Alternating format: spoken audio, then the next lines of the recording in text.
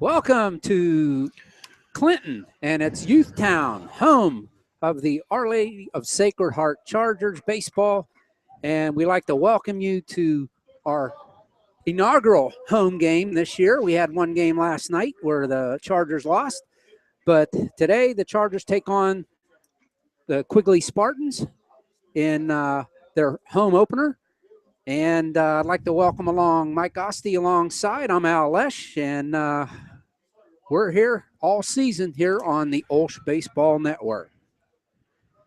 We are, and it doesn't necessarily have the baseball vibe in the air. As I thought I was gonna be able to wear a polo and be able to call a game with nice warm weather around me, something different. But that's not the case. We're still gonna wait a few more weeks, I guess, for that. We're in spring, but we're not yet there with the weather.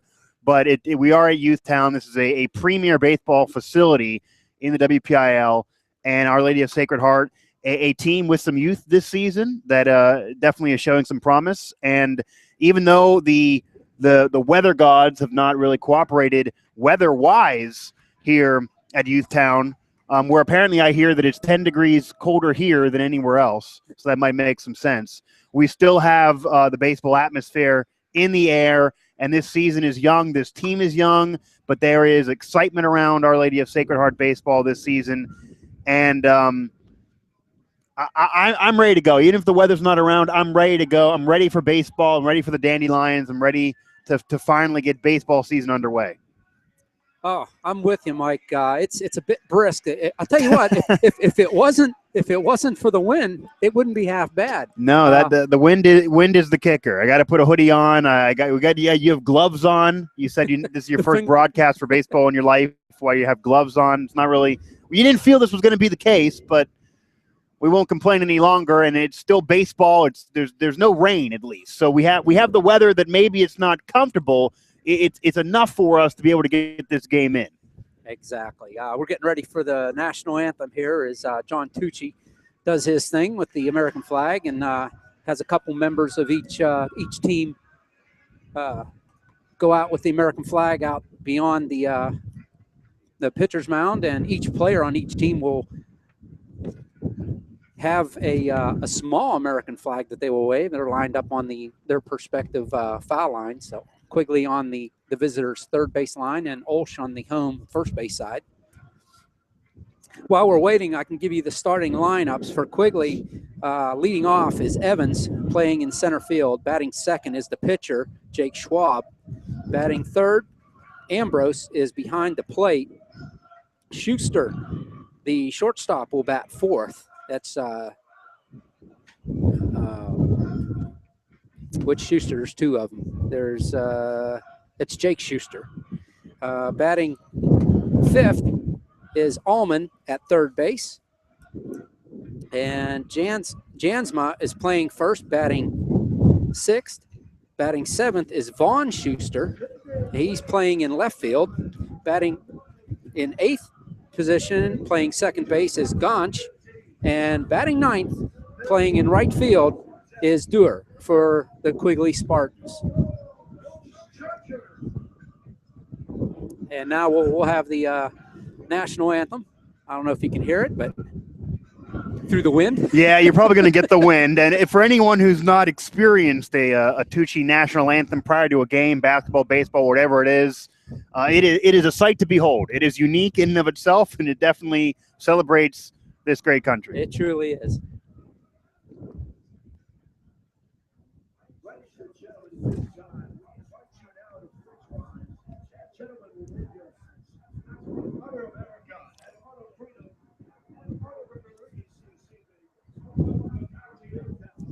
Mr. John Tucci.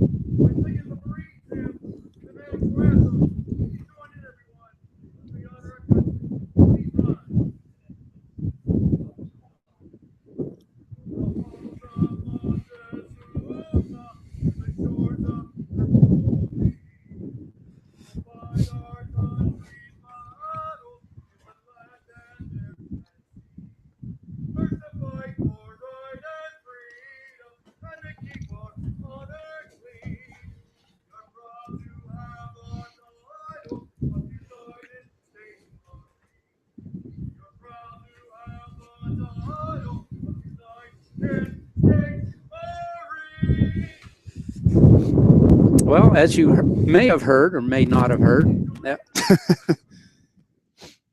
that was not the national anthem, but rather. Oh, now he's singing it.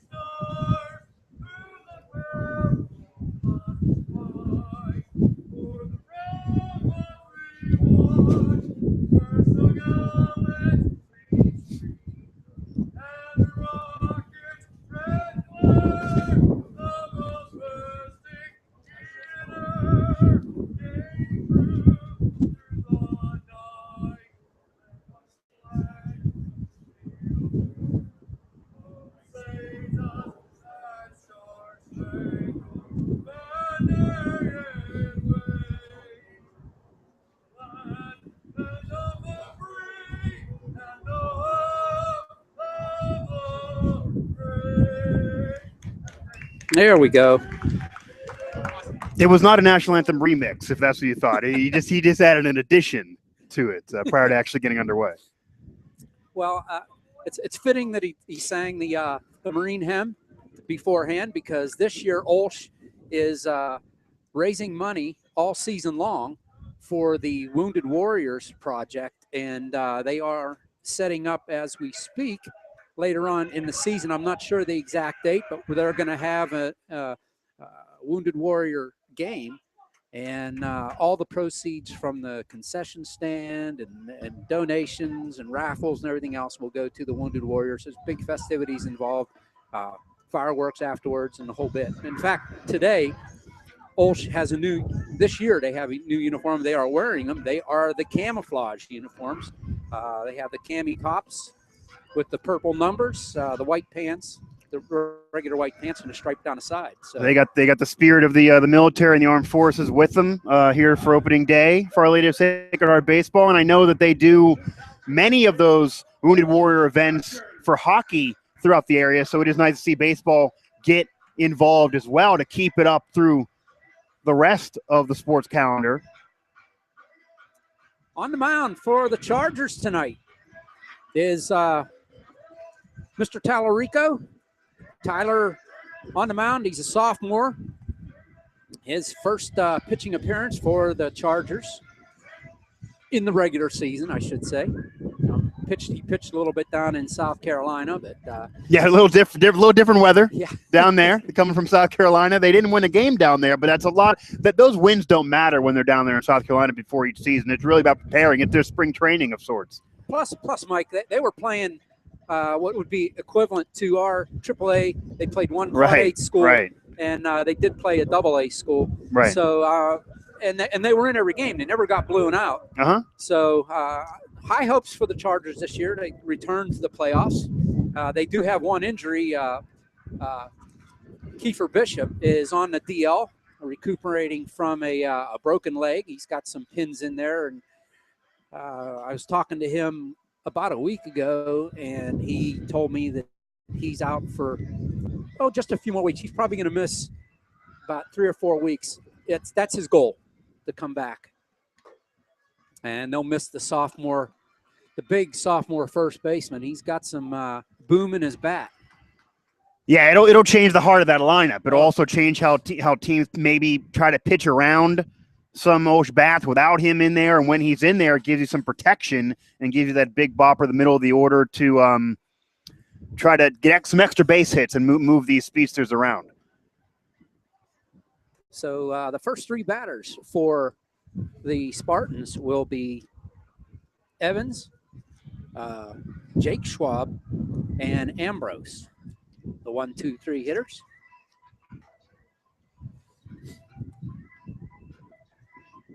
And it appears Tyler's got 1 or 2 more tosses, and we're all set. This field is in primo condition.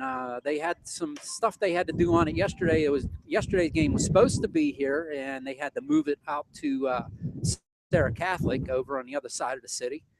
But they, over the off season, if you are keeping up with the Chargers, they picked up a tarp, a lightly used tarp from the Pittsburgh Pirates, and they had on the field all winter, so it protected the field, and they did some improvements along the dugouts, and the field is looking primo. If you've never been here before, this is for a single A school. This is a premier field. The only thing that would be different, or I would say better, would if they had the grass infield. This is a skinned infield, but so you're giving them a criticism already. You compliment them and then add a criticism in there. No.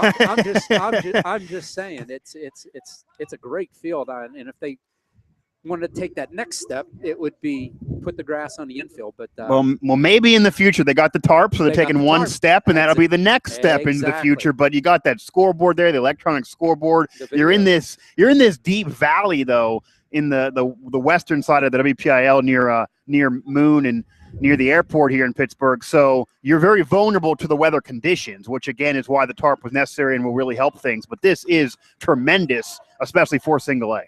Here we go. Tallarico on the mound, toes the rubber. Evans steps in, and here we go. Evans hits from the right side. First pitch is low and away, ball 1.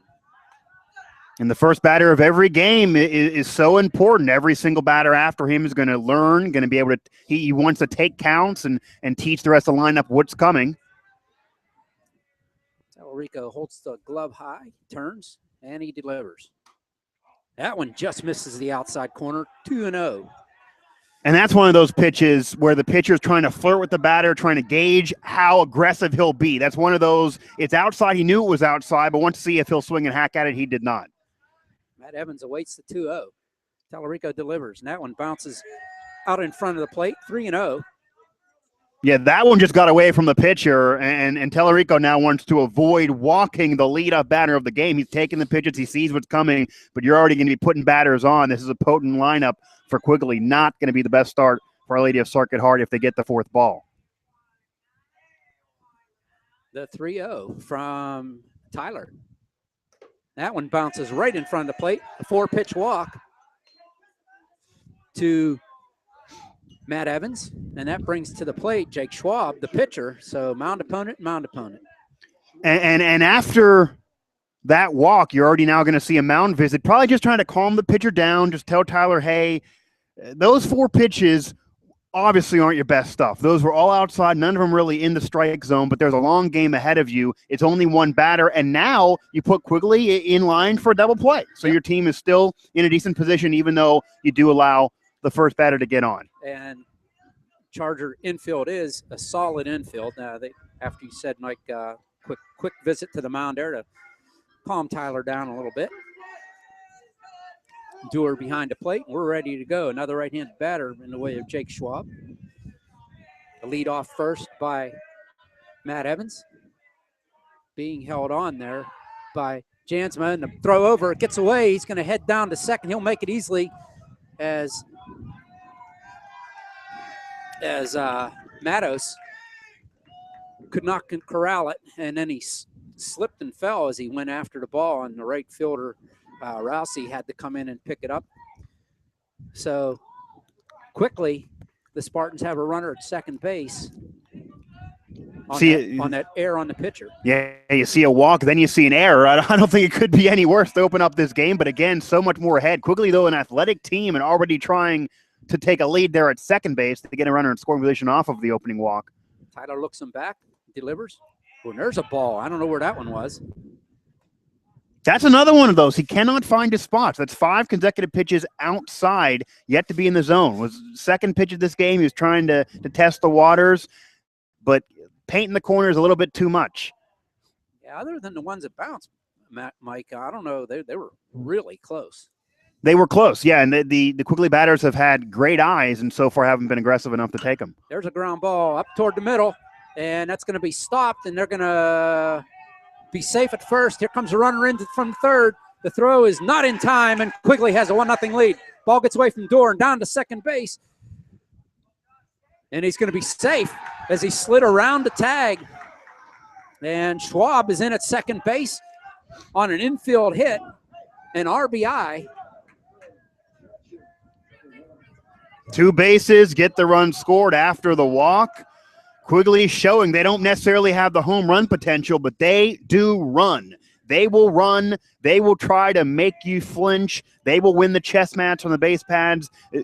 OLSH is a tremendous athletic defensive team, but right there they were caught off guard. They weren't expecting the runner from first after the runner scored to go to second. The ball got away from them again. A couple more errors, borderline could have been called. I don't believe they're going to be. But OLSH now this team, after seeing the manager meet with the pitcher, now the team wants to meet with them and say, hey, it's still only 1-0. Even though we don't have that, just get that first out. Get that first out, get that first strike, get in the groove here. This team is not going to crank it over the fence. We defensively can still beat them. No, I don't think there was any errors there. It was an infield hit. The ball got away by a foot or so from Mattos. He throws it to the plate. The throw was beaten, and Schwab goes down to second on the throw to the plate, so no errors there. There's a foul tip, swing and almost a miss, strike one, and Tallarico throws his first strike of the game. And nothing really they could have done, too, about either one of those throws. They were just turning the jets on in terms of the speed of Quigley. Right. So Ambrose at the plate now, the catcher, again batting from the right side. Out at second is Schwab. The delivery popped up on the infield, and it's going to be up over the booth, out of play. Strike 2.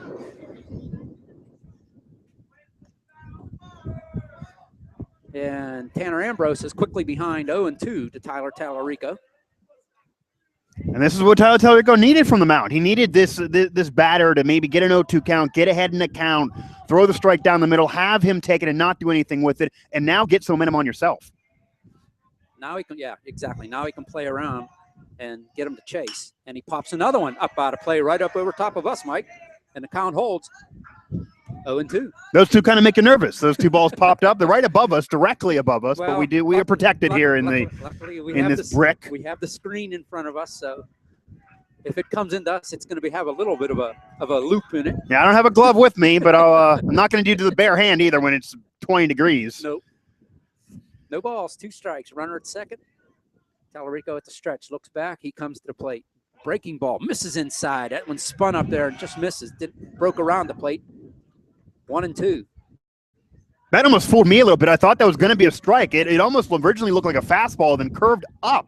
And again, probably trying to see if the batter would go hack at it. He did not.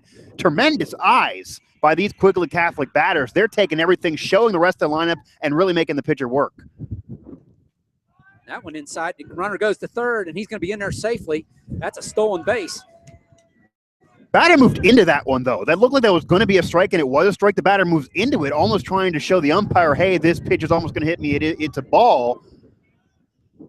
So now we got a runner at third with nobody out, 1 run in, and a 2-2 count to Tanner Ambrose.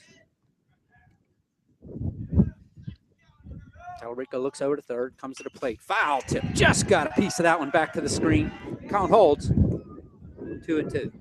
And again, regardless of what happens with this batter, this is really making the pitcher work. It's throwing a lot of pitches. He's going deep in counts. He's already allowed to run in base runners, running now in third and scoring position again. He's far into this count on 2-2 with several pitches thrown. He's going to be tired out later in this game at this pace. There's a base hit the left field. Ball in front and get past. Brogan. It's going to go back, and it's good follow-up. Back up there by Dom Davis. Gets it into second base to hold it to a single for Ambrose. But That's an RBI single, making it 2-0 now. I thought with the wheels of Ambrose and the wheels of this Quigley Catholic team, that was going to be a 2-base hit. Once it got away from the outfielder, I thought second base was guaranteed. Again, the defense by Our Lady of Sacred Heart stops them there. That's where the defense came into play so far today. You do have a run score, but it's not as bad as it could have been. Schuster now, Jake Schuster at the plate, a lefty, the first lefty for the Spartans. He takes the ball. Just outside again. Again, he's just missing. He's just painting the corners. He's not getting those Greg Maddox calls. He's not at all. The umpire's a very tight strike zone in this first inning. The lead by Ambrose, held on by Matos. The delivery. There's a swing and a miss on the breaking pitch. 1-1 to Jake Schuster. And I like to see that. That's the first time in this game where it was batter versus pitcher. I'm throwing you the flamer. See what you can do with it, and the pitcher won that battle. Schuster up tight to the plate. He's crowding the plate, and they're going to try to go inside on. That breaking pitch never made it. 2 balls, 1 strike to Jake Schuster. Runner at first, 2 in here in the top of the first inning. And already, Tyler Tallarico has thrown 16 pitches here in the first inning and has yet to record an out.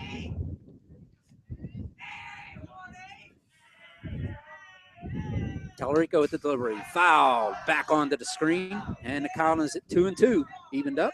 And once again, Quigley Catholic gets their bat on that ball. And even though, that can be a strike and it's not going to do anything after 2 strikes, it's more pitches for Tallarico to have to throw. It's more work for him to have to do. And it's, again, more pitches and more counts for the rest of the lineup to see for Quigley Catholic. If you're a Charger fan, you're waiting for one right at the second baseman. And that one misses outside. And the count goes full now, 3-2. And that's an outside pitch that dropped low, almost a sinker by Tallarico. He's thrown some fastballs. We've seen a curveball. We've seen it drop up. We've seen it drop low. He's given them different stuff, throwing out the arsenal there, trying to get that first out here in the first inning. And the payoff pitch. That one's popped up on the infield. Oshika's calling for it. He makes the catch and 1 away here. Schuster pops up to Oshika at third base. 1 away. And when you think about it, with the first batter getting on with the walk, with the 2-base hit, with the deep count Tallarico's got himself into and all the pitches he's thrown, if OLSH can get out of this inning only allowing 2 runs, that's a decent first inning with how it could have been. Oh, that's huge, yeah. Absolutely. That brings to the plate John Allman. And that one bounces in front of the plate, and down to second goes Schuster on the wild pitch, Ambrose on the wild pitch. And Ambrose could not get to second on what would on his RBI single, end up stuck at first base despite the bobble by the left fielder for Our Lady of Sacred Heart, but that one just gets away from wild pitch, shook his head immediately. So down at second is Ambrose. There's a strike on the outside corner, 1-1. Nice pitch by Tyler Tallarico. And that's a perfect placement of a pitch. He's been painting the outside corners most of this game's not been getting the calls from the ump. He got the call there just on the fringe of the strike zone, exactly where he wants it. On deck for Quigley, a strike 2 called. And quickly now it's 1 ball, 2 strikes to Allman. And that's one of those inside fastballs that either the batter can't do anything with or could jack it a mile. Bat not off the shoulders. Quigley has first baseman Jansma on deck. There's a base hit to right field, right down the line. Over to get us, Rousey. Around third comes Ambrose, and it gets past Rousey. And Allman standing at first base, never turned and went to second. So down at first is Allman, but he gets an RBI single, driving in Ambrose, making it 3-0 Quigley. And another one of those fastballs inside, this one able to get it over top of the first baseman's head into the outfield, and another RBI single for Quigley Catholic, again using their speed on the base pass to get those runners around. And Tyler Tallarico, you just got to feel for him there on that one, because he was getting finally to lead these counts, showed his defense to get him an out, and once again demoralized, but still seeing another run go home. John Jansma, the first baseman, steps in. Tall, lanky player playing first base. taking the lead is Allman down at first. Pitch on the corner, strike one from Tallarico. I think that's a similar pitch that was called a ball on Evans earlier. So again, outside, he needs to keep working the outside corner, work that outside, make him go for it. They've not even tried at any of those outside pitches, and now they're getting called strikes. Allman takes his lead. Tallarico steps off, and Allman hustles back to first base. No throw. And that's another thing that Tallarico's got to do to keep the runners close. That was a good job there. Yeah, this Quigley Catholic team wants to run. They're aggressive almost all the way through, 1 through 9. A throw over. Oh, that throw was high. If it throws down by the bag, they had him. Allman never moved till the ball was almost there, and Tallarico almost picked him off. I don't think Allman was expecting that. No. I don't think he was expecting it from Tallarico, because Tallarico did not try to throw to first on any attempts on any of the first few batters. One that got away, yeah. The one that got away, yeah. And the delivery. Strike is called, and that was low and away, and it caught the outside corner, and Jansma is behind 0-2 here to Tallarico with 1 out and 1 on, and 3 in here in the top of the first. And that's a wider pitch than what was called a strike in the beginning of this at bat. That one I maybe could have seen called a ball, but they do give it to him on the 0-2 count. He got the call, and he's got to go with it now. Throw over, and that one's just barely beats it back. Diving back is Allman. If I'm Allman and if I'm Quigley Catholic, I'm telling after those 2 attempts, just chill there. It's 1 out, just chill there. I don't want to see an out on first base. Exactly. They've been putting the bat on the ball and around the bases. Yeah, they're making contact. The 0-2. That one misses outside, and that's a good job there by Tallarico to try to get him to swing and miss. 1 away, a runner on first, and Quigley has a 3-0 lead here, top of the first. Jansma awaits his 1-2 pitch. Off at the lead is Allman. Delivery. That one bounces in front, and Allman, he just kind of went right back to the bag. He hesitated. He would have got to second. He absolutely hesitated. Maybe it was because of the close call pickoffs, but he hesitated, would have got to second on another pitch that got away from Tallarico. We saw a wild pitch advance the runner who eventually scored.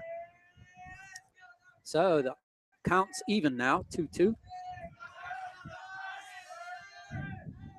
With 1 out, the delivery. And there's a ground ball right at the second baseman. Marco throws the second for 1 on the first, and that throw goes wide and off the screen. They'll get 1, and that's it.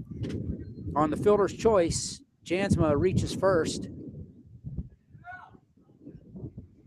Another base runner on and more pitches again for Tallarico, but a smart decision by the infielder. You got to throw to second. You get the cutoff man. You get the runner in scoring position. You once again put him on at first where it got to be up to the batter. And now there's 2 out. So now Tallarico has the advantage and hopes to get out of the inning. Now left fielder Vaughn Schuster comes up to the plate. And that one bounces.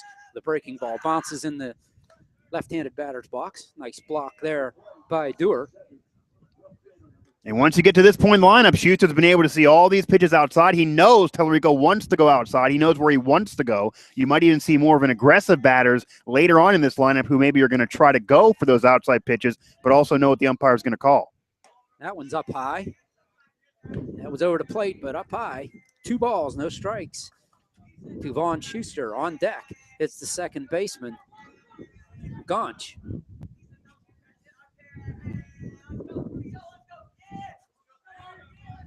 And the delivery. That one's right down the middle. That's taken all the way. 2 balls and a strike now. That's right down Broadway, and that's one of those that I probably would have been hit in for a double into the outfield if connected on.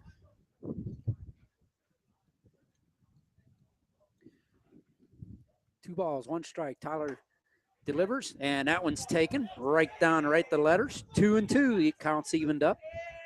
And Tallarico has not gone up as much on these outside pitches. We're seeing this on this at-bat where he's been more prone to go up with the pitches and let them float upward on the outside. Yeah, pitch misses high and away, and the count goes full now, 3-2. Tried to give the exact same pitch that I'm calling up here in the broadcast booth, and the umpire wasn't fooled. Just a little bit outside, but that's the placement I would want to see. These batters may go for it. 3-2, 2 outs. Let's see if Schuster Jansma takes off. He does. Swing and a miss. Strike 3. The inning's over, but Quigley scores 3 runs on 3 hits One error and one left at the end of a half an inning. It is Quigley Spartans 3 and Chargers from Our Lady of Sacred Heart coming to the plate.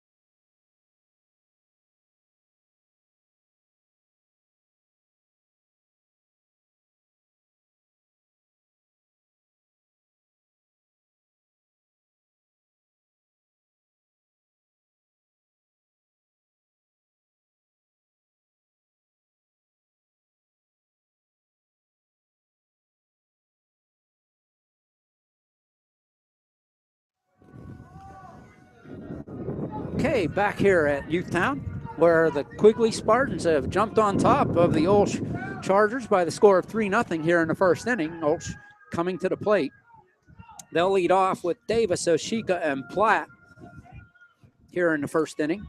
And OLSH is now going to be feeling the pressure, trailing by 3, but Tellerico at least got a strikeout there to close the inning. You saw him gain momentum. You saw him gain steam as the inning eventually progressed. First few balls, got a walk, allowed a runner on extra base hit after that on the first pitch of the AB. So it was kind of a perfect storm for Quigley Catholic there. They're an aggressive team, and they're going to tack on runs, and OLSH knows that. So Our Lady of Sacred Heart going to try to get some of their own here in their half of the first inning. Schwab with the first delivery, and that misses outside to Dom Davis. Ball one. And to your point, Mike, yesterday, OLSH fell behind 4-0 before they made their comeback and almost came back and got the win, but they fell short of Sarah Catholic. And I know these fans listening recall numerous memorable comebacks in the history of the Our Lady of Sacred Heart baseball program. I think I called a couple year or two ago, coming back from almost down 8 runs. I mean, this team had that tenacity. Maybe not these kids exactly, but the program has done it. Taking strike, and a curveball misses outside. 2 balls and a strike. There's a ground ball to the shortstop. Over to first, not in time. Dom Davis beats that one out, an infield hit as Schuster didn't get over there in time. It was actually, in his defense, that was a slow roller, and Dom beats it out, a leadoff hit for the Chargers. Our Lady of Sacred Heart makes contact. They see the pitch. They hit the pitch. They leg it out using their speed, and now they also get a runner on base from the first batter. Nothing else you can do. Take each at bat at a time. You can't get 3 runs on 1 at bat when you only got the first 2 men up. So do what you can do. Dylan Oshika will step into the batter's box from the right side. Davis takes his lead, and there he goes. Foul tip right back into Ambrose. So Davis will have to trot back to first. No balls and a strike. And the Chargers, you're right, Mike. Chargers are an aggressive team. They're going to run every chance they can. I mean, both these two teams are. This is a game made for the wind. It's going to kind of aid them across the base pads here with the wind pushing them. Schwab throws over to first. Back easily is Davis. No balls and a strike. Davis with his moderate lead. He holds up this time, and there's a strike on the breaking pitch. And it's quickly no balls, 2 strikes to Dylan Oshika. Round right down the middle. Every one of these pitches has been down the middle. Tino Platt on deck for the Chargers, batting third. There's a ground ball towards second base. He backhands it, gets one at second, and not in time for the double play. Davis is erased at second base on the 4-6 play, and Oshika is safe at first on the fielder's choice. Quigley Catholic gets the runner going to scoring position, gets momentum now. They get that first out, still early in the inning, even though there's a base runner on. That brings Santino Platt to the plate. Marco will be on deck for the Chargers. Platt from the right side. Oshika with his lead. Schwab looks over to the plate. Strike one taken. That's a pitch that started up and sunk and floated down. Not a sinker, but a pitch that kind of fell a little bit and fell into the breadbasket of the hitter, but he didn't go for it. He was locked up. There goes the runner. Throws low and away. The throw down is going to be safe. Stolen base. Just beat the throw. The throw actually was caught in front of the bag, and he had to swing around to get it. And by that time, Oshika was into the bag with the stolen base. And there's more of the aggressiveness. He might even try for third, already beyond the second base bag, showing that he might go, making the pitcher realize he's over there. Runner in scoring position. Throw bounces right in front of the plate. Nice stop there by Ambrose. And baseball's a mental game, too. Every one of these pitches have been down the middle for strikes. That one gets outside his first ball, and you see now you have an aggressive runner at second base. He's conscious of where he is. Ooh, swing and a miss. Ball gets away from Ambrose. Quickly on top of it over by the Quigley bench. And Oshika is going nowhere, and the count's evened up at 2.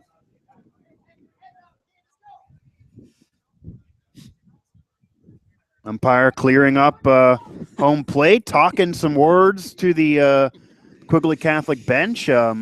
They've been jawing up a storm so far in this game, and we got the vantage point. I got my hearing. I can hear everything they're saying. Well, ever since that stolen base, they didn't like the call out there.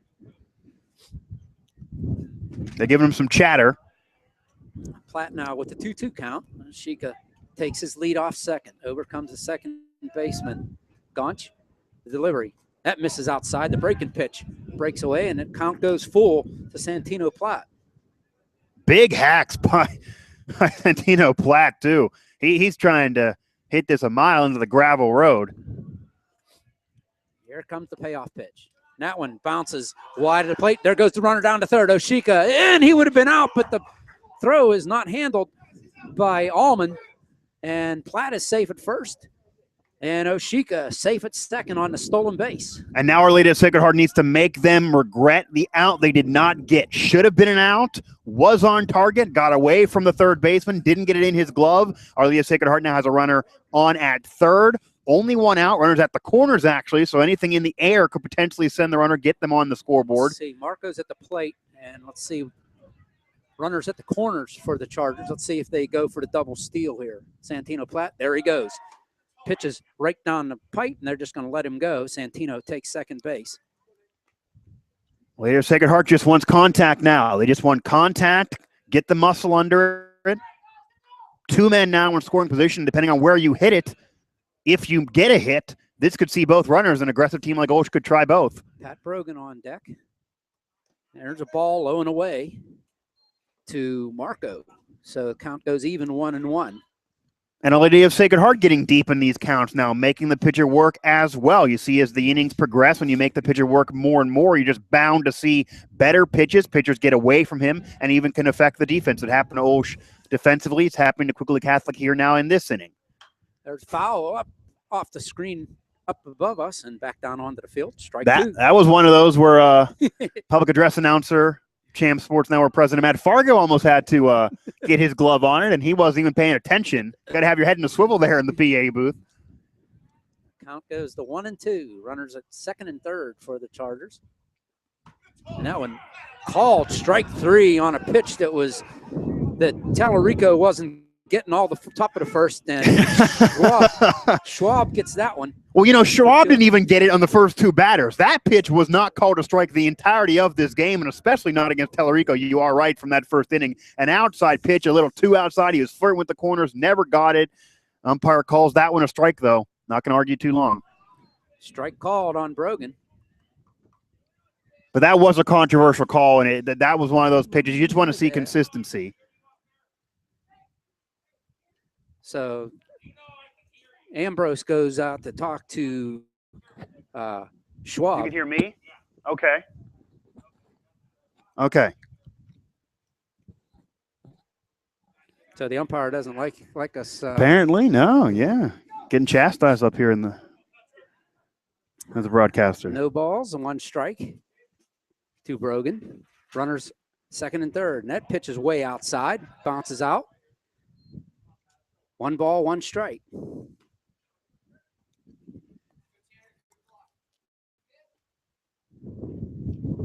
Schwab now walks back to the mound. 2 outs, runners on second and third. The delivery. There's a strike. That's a breaking ball right down there. Turned Brogan away, but that was right over the plate. Yeah, and that's back to the consistency down the strike zone, what we saw in the first 2 batters. Schwab now with the 1-ball, 2-strike pitch. And that one tried to throw that breaker, same one. That one just spun up there. Ball 2, it evens it up. 2-2 to Pat Brogan. Almost hit the batter, too. Brogan Yeah. had to kind of turn the shoulder. Yeah, he turned away. The 2-2 pitch. There's a ground ball wide to third. And Coach Phil McGarren picks that one up off the fence. Count holds 2-2. Chargers trailing 3-0 here. Bottom of the first. 2 outs, 2 on. Schwab now from the stretch. Looks over third. Looks back at second. Comes to the plate. Swing and a miss. The ball gets away. Tries to tag him. He's going to have to throw down to first. They do. Strikeout goes 2-3 to end the inning. And the Chargers, after 1, are trailing by the score of 3-0 to the Quigley Spartans.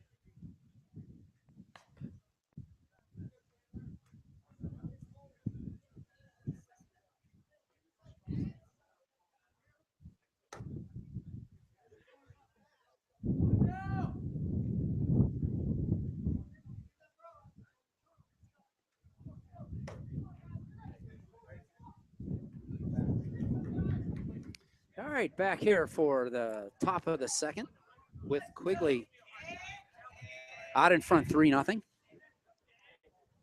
Coming to the plate is the 8-9-1 batters. That's Gaunch, Dewar, and back to the top of the order, Evans. And Quigley Catholic, based on what they did in that first inning, they just want to keep pounding them on here. They're an aggressive team. They can get on the base pads, and they're in Tellerico's head a little bit too. Outside pitches did walk the first batter. Yeah, a little discussion here between A little bit of a delay. yeah, Coach McGarren, and here comes the home plate umpire and behind the plate. Yeah, probably want to see what the conference is about. But Tellerico getting more practice in there, so it's helping the pitcher. Coach McGarren staring up here. I think I'm enemy number 1 here by this umpire. Wouldn't be the first one.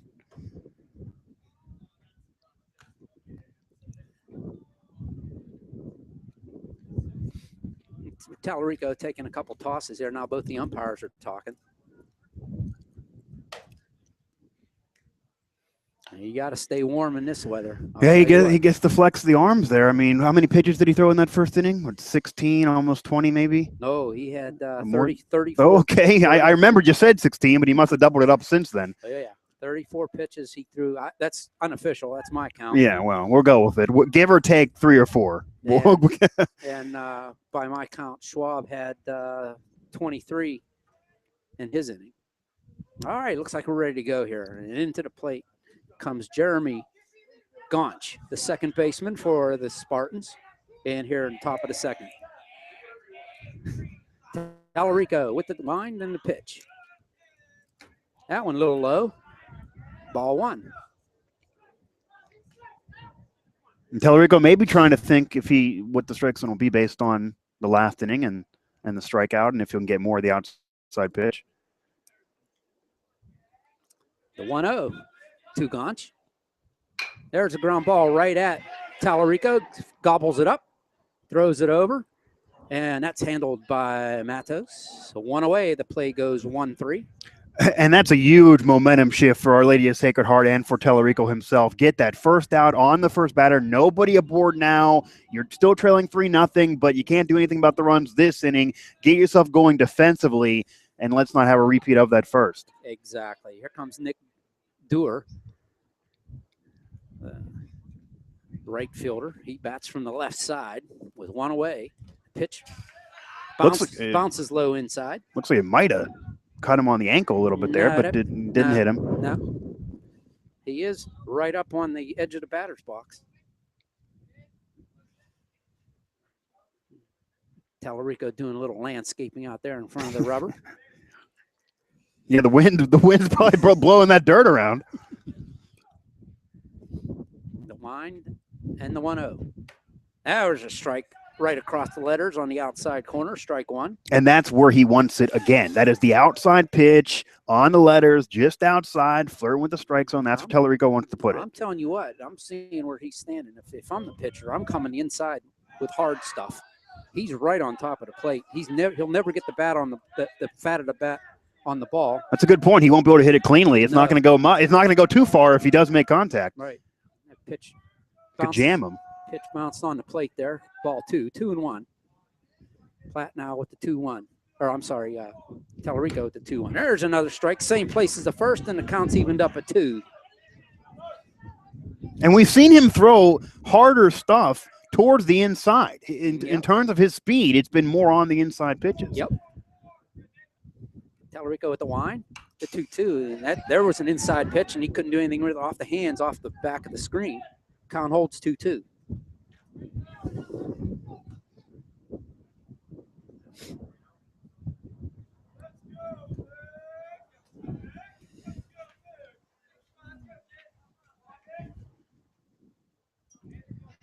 The 2-2 pitch. That one spun up there a little high. 3-2. Count goes full.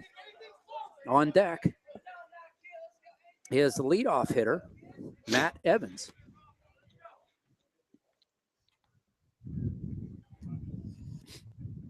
Tyler Tellerico with the wind. The payoff. Strike 3, swing and foul tip. Held on to by Dewar. And quickly, 2 away here. 2 up, 2 down. And you want to look at the glass half full. Tellerico's the last 3 batters he's faced, 2 of them have been strikeouts in his favor, and then the other one was only a 2-pitch at bat, I believe, and ends up being an out. Yes, he's getting it under control. Evidently, the key is to keep these Quigley Spartans off the base pads here, Mike. I would say so. Tellerico with the wind, did delivery, strike on the breaking pitch, right down there. Strike 1, 0-1. Low pitch, but did get it into the strike zone. That's the first strike that Matt Evans has seen from Tellerico. He walked on 4 straight in the first inning. Came around and scored. That one just misses on the outside corner. 1-1.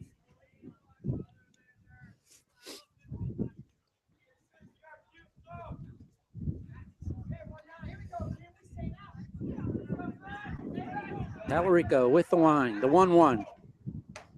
He wanted to and held up. Ball 2. That one was up high. That was high in the zone. Just misses high.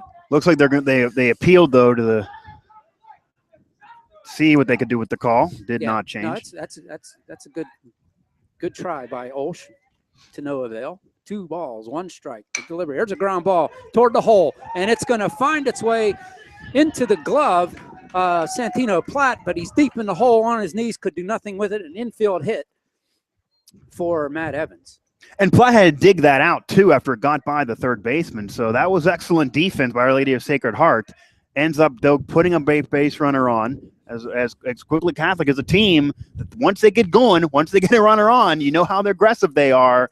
It could be doomsday, and Tellerico knows that, even though he's gained some momentum here on his last few batters. Besides that hit, He's been able to have quicker counts, had those 2 strikeouts. So he's feeling confident. With 2 outs, Matt Evans is at first base, and pitcher Jake Schwab steps into the batter's box. He has a hit and an RBI, came around and scored, and that pitch is just a bit low. Ball 1.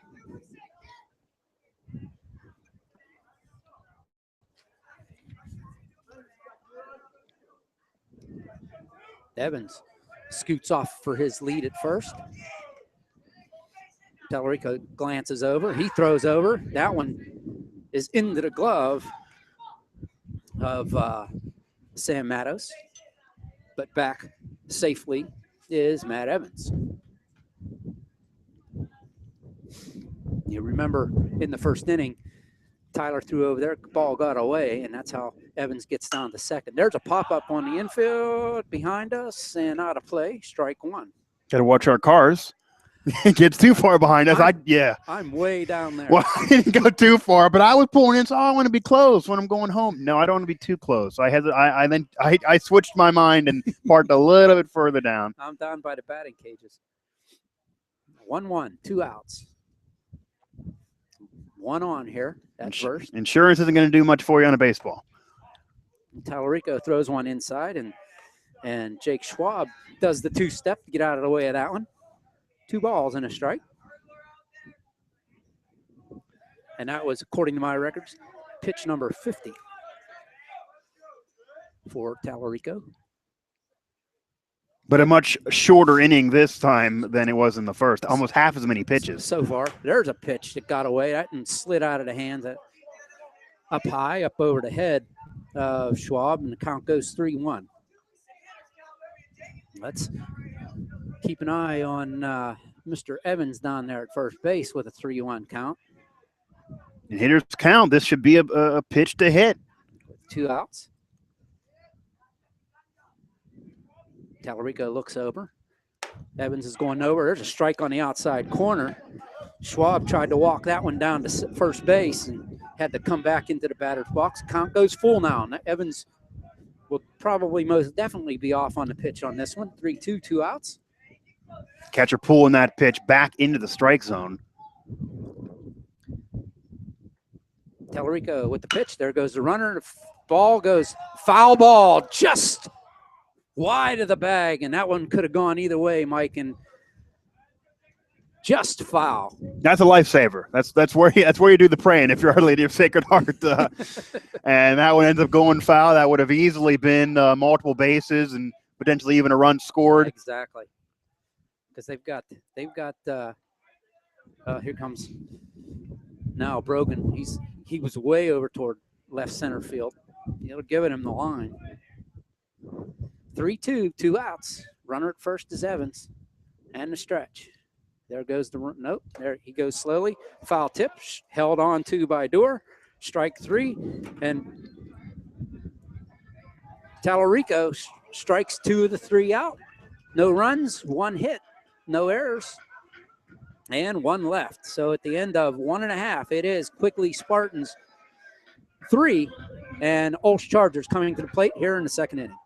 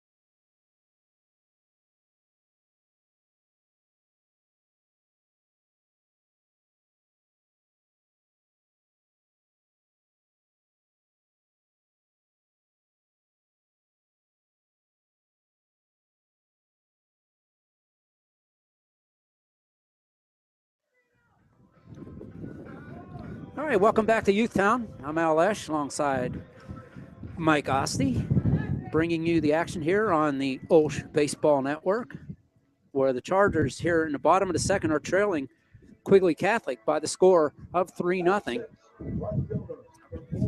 And to the plate this inning, due up are Mike Russi, designated hitter Trombetta, and first baseman Matos. Getting some bats up there for Our Lady of Sacred Heart. Still trailing by only 3, so able to get out of that inning unscathed. And that was a big deal for them after how the first inning went. So now Quigley Catholic has some pressure themselves defensively, and Our Lady of Sacred Heart was able to get on the base paths. They just did not score in their half of the first inning. Mike Russi bats from the left side. He takes the first pitch and grounds it right down toward second base. Gaunch, he will throw out Russi, and play goes 4-3 on one pitch. There is one away.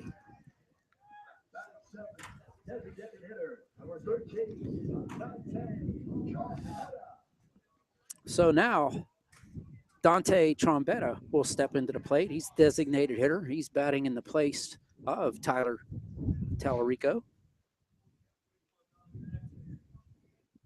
Trombetta with a late swing there, strike one.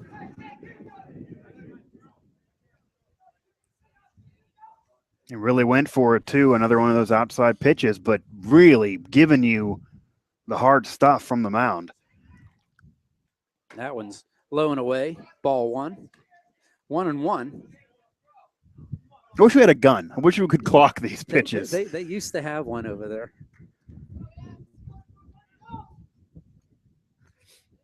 Schwab pitches not at a stretch, and Trombetta out in front of that one, up over the fence down the left field line. I think more than anywhere else in this field, you need to have head and swivel over there in the stands. That was sailing right over a spectator's hair. Fouled off, but again, more contact. They're getting contact on all these pitches. That one hits him. The breaking pitch hits Trombetta. So the hit batsman, Chargers have a base runner with a one out here. And before anybody asks, since this is radio, definitely not an intentional hits batter. Just got away from him. He's really been on target most of this game. That's the first pitch that kind of got away from him. That was a breaking pitch. It just spun up there, Mike. It just never broke. And you're taught that to throw it from a righty. You throw it at the right-handed batter and let it break across the plate. And there's a pitch by Schwab that misses outside to Matos. Sam takes ball one. Just outside too, and I got to commend both these two teams. Just their eyes they're right on the money on where these pitches are being called. There's a strike on the outside corner, 1-1. Very, very patient hitters, and usually you don't get that much in high school. No, they all want to just wail away, but these are two patient teams. On deck is Nick Dewar, the catcher. They throw over to first, back easily. Diving, didn't really need to, was Trombetta.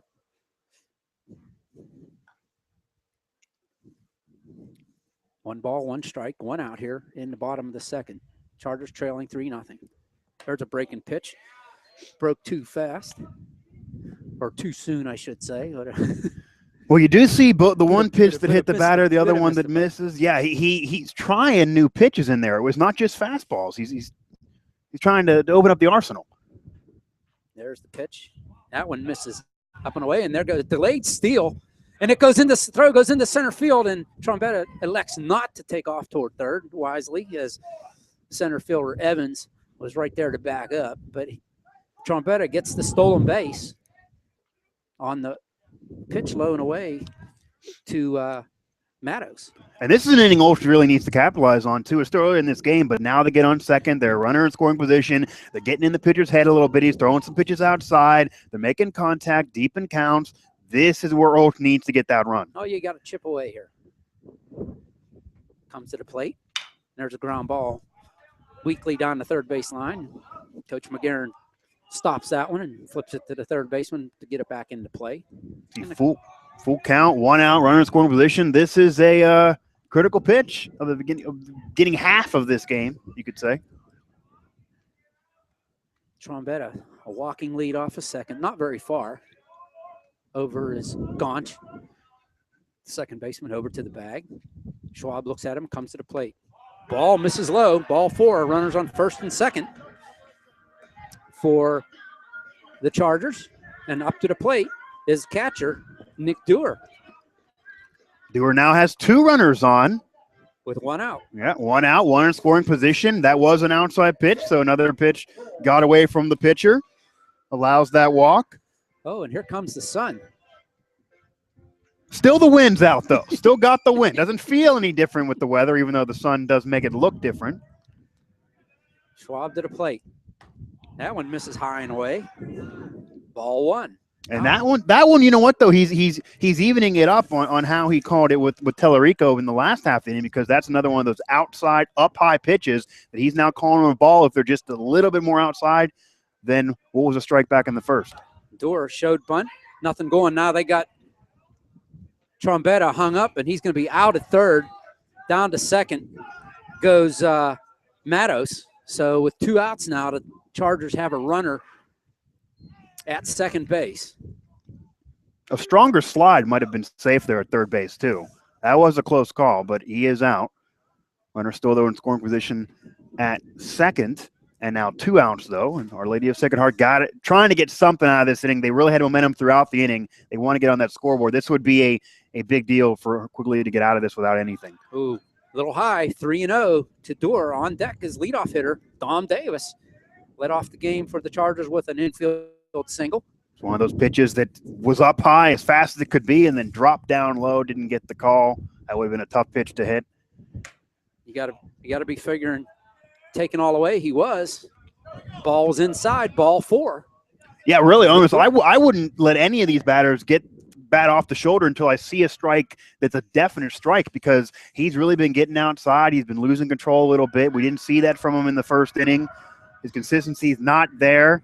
This is a different pitcher in terms of what he's giving them. And Our Lady of Sacred Heart just wants to clog up those base pads as much as they can, even though there's 2 outs. Coach Sean McCormick calls timeout. Go out, talk to his pitcher after he walked a couple here in this inning. Yeah, this is just one of those, hey, 2 are on, but we're up 3-0. You got it. 1 more out, we get out of the inning. This is just one of those confidence builders. This is the first mound visit of the game for Quigley Catholic. Got a courtesy runner for the Chargers in high school baseball, in case you're not aware. For the pitcher and catcher, you can get courtesy runners, and the pitcher and catcher don't come out of the game. Mm-hmm. So Dewar walks, he gets a courtesy runner, and that will be Brigham sorry, it's cold, man. we'll get you a break. I'm shivering over here. I got my hands in my hoodie. Brigham Carlick. No rush. So Brigham Carlick running at first, out at second. All listeners, bear with us. Is Matos. There's a pitch way wide, high and wide, to the left-handed hitting Dom Davis. Ball 1. And this is one of those, too, that being a lefty, he can get this and spray it over top of the first baseman's head. That could really move the runners and open it up to try to get a run scored. Dom takes that one down the middle, and you could tell he was taking all the way until he got a strike. These outside pitches, though, he might be keen to go towards the third base side with the bat. He's got a little bit of room down the left field line if he gets it over to third baseman's head. Mm-hmm. The 1-1. There's a drive to center field, and it's right at center fielder Matt Evans. Never had to move. Line drive out to center field. That's the best hit ball of the day for the Chargers. But it ends in out number 3 here in the second inning as Davis lines out to the center fielder. So at the end of 2, it is Quigley 3, OLSH nothing.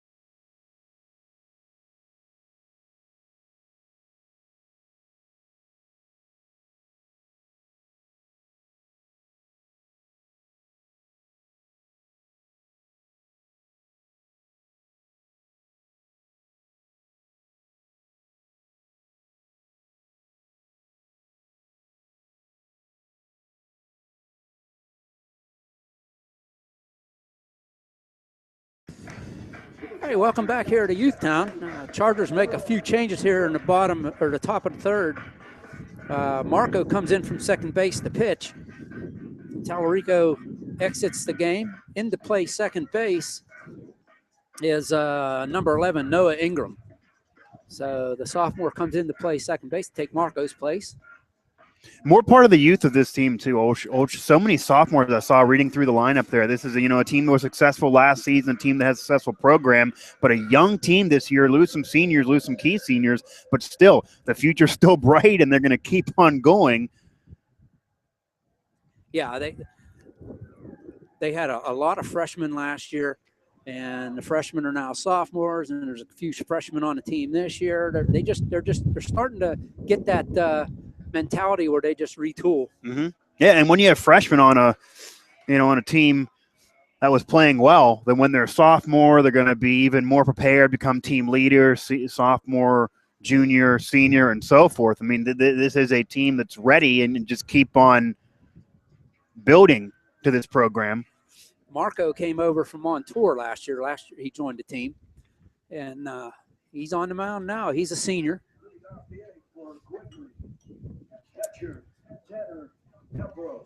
And Tanner Ambrose will step into the batter's box from the right side to face the right-handed pitching Marco, and Marco hurries it up there and swing and a miss by Ambrose, strike one.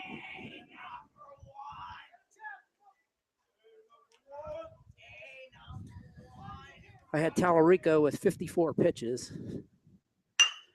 Ambrose swings and he lines that one down left field, but about 15 feet wide. Even with 54 pitches, which is still a lot for this point in the game, Tallarico doesn't look that tired. I mean, he still looks like he's okay out there. No, this is Marco now. Oh, okay. Yeah. Okay.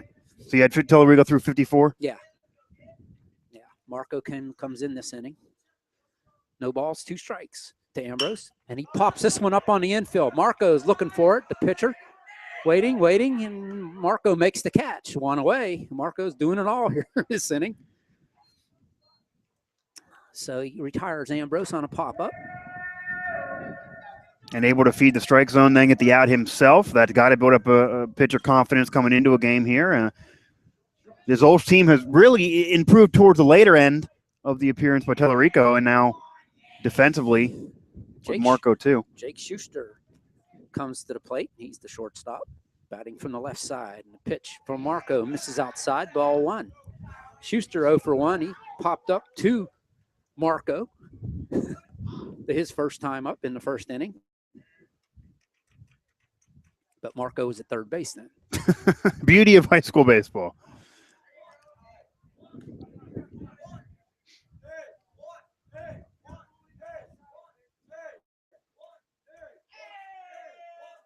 Oh, no, that was Oshika. Oshika's out there at third. I'm sorry, Marco was playing second. 2 balls. Here's breaking pitch, misses outside, ball 3.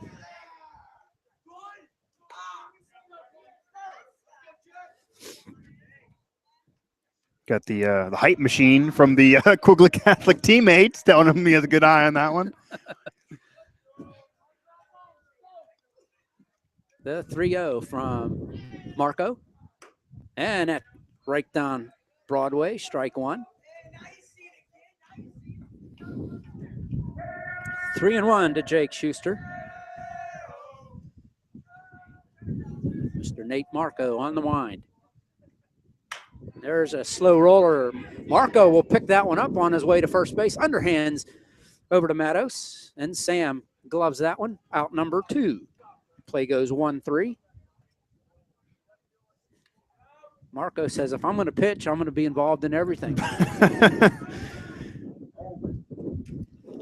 Trying to show his value to his team. 2 up, 2 down here in the third inning. Allman now, the third baseman, comes to the plate. John. Nope.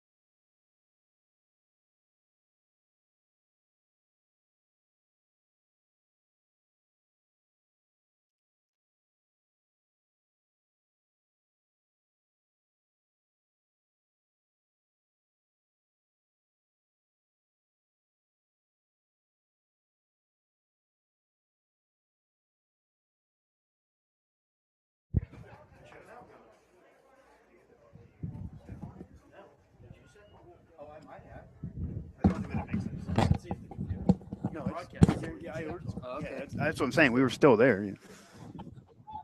Sorry about that. As we're still on now, yes. Technical difficulties there is I'm sorry, I stepped on the plug and Blame yourself. unplugged us. You didn't miss anything. Marco got Allman to ground out to second baseman Ingram. Play went 4-3 to end inning. First 1-2-3 inning for the Chargers. Yeah, and that's some momentum throughout this game too. And that 3-0 score that Quigley Catholic tacked on there on the first few batters of the game with the walks and the extra base hits and moving on the bases. Since then, it's been a defensive game. It's been a pitcher's duel, and it's been pretty even. That if Arlea Sacred Heart can get a big inning themselves, they could still easily win this game. It's still going to be entertaining here in the last few innings. And also, I do appreciate when you take the heat. If it's your fault, you take it. Maybe that's your military background, or Hey, it is what it is. I stepped on the outlet and unplugged us. well, let me tell you, I've had some way more ridiculous endeavors that have ruined broadcasts before during this past high school football season at WPIL. I remember for an hour prior to the game to even get the broadcast on air, I was looking for a screw and a little filter underneath the bleachers. So that game did go on, and it did go on, and it went well. So we still are fine here for the rest of this game. All right, so the Chargers now, bottom of the third. They will send to the plate Oshika, Platt, and Marco here in the third, trying to catch up to these Quigley Spartans. See, Oshika takes one right down the gut. Strike one from Schwab. And needed that strike, too. The pitcher was all over the place last inning. Schwab with a breaking ball, and that one bends in there on the inside corner. Strike two. Yeah, that's another one of those fast pitches, but with some movement on it. That pitch had more movement. No balls, 2 strikes to Oshika. Foul tip, and that got the catcher, Ambrose. Ambrose is rolling around on the plate. Got him. Did it get him on the hand as he's holding his hand right now? But definitely rolling around in some pain. That's going to sting, especially with this cold air. I don't think it was the hand, Mike. I didn't know. Okay. Well, he's laughing at it, so I think I know where it went. I don't think that was the hand. He's using his hand to cover where it actually hit. He is all right, though, folks. He's a gamer. I think he'll be all right. I think that got him on the inside of the leg. Okay. To be honest with you, but that was not a fun place to. That region, at least. Yeah. He's readjusting. So count holds, no balls, 2 strikes. And brought some levity to this pitcher's duel. Umpires laughing, both teams are laughing. We're laughing up here. Tanner Ambrose, what a player! Yeah, he did. He got up smiling. Think about that, though. Think how much that stings and the pain with this weather. This isn't June. No balls, 2 strikes. Schwab with the delivery. There's a foul off to the right. That's over toward my car, but I know it's not far enough. Yeah, you didn't think any of these guys are going to be blasting homers? No, it would have to be a gong. At that point, just tip your cap and say, hey, yeah, it was meant to be. Yep. Strike 3 on a ball that was 3 feet wide. Not held by Ambrose, but he throws down. Strikeout goes 2-3. And there's one away. Deeper count, though. Pitcher finding his groove, getting that first out for Quigley Catholic. Lady of Sacred Heart still knows, though, that they get on base to get that one runner on. They're aggressive enough and fast enough. They can get around, play ping pong, and try to get that first run. Santino Plott, 0 for 0. He walked his first time up, stole second base. He waits the pitch from Schwab, and that breaking pitch misses outside. Ball 1. Yeah, catcher tried to bring that in there, but definitely an outside pitch.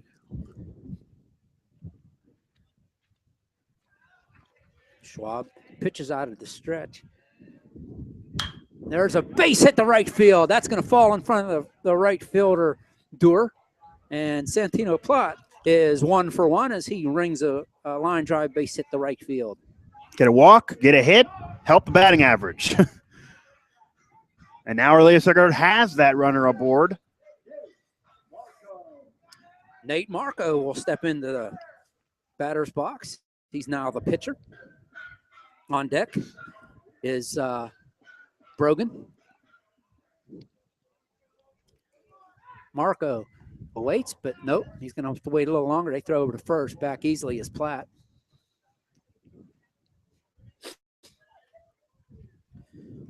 Marco struck out looking his first time up. That ball is outside. Ball 1.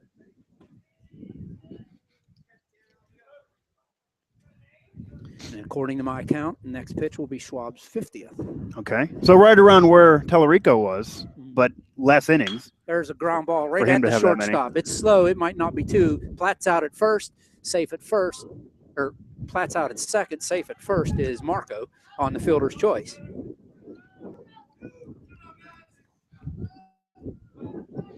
Play will go 6-4 to retire Platt.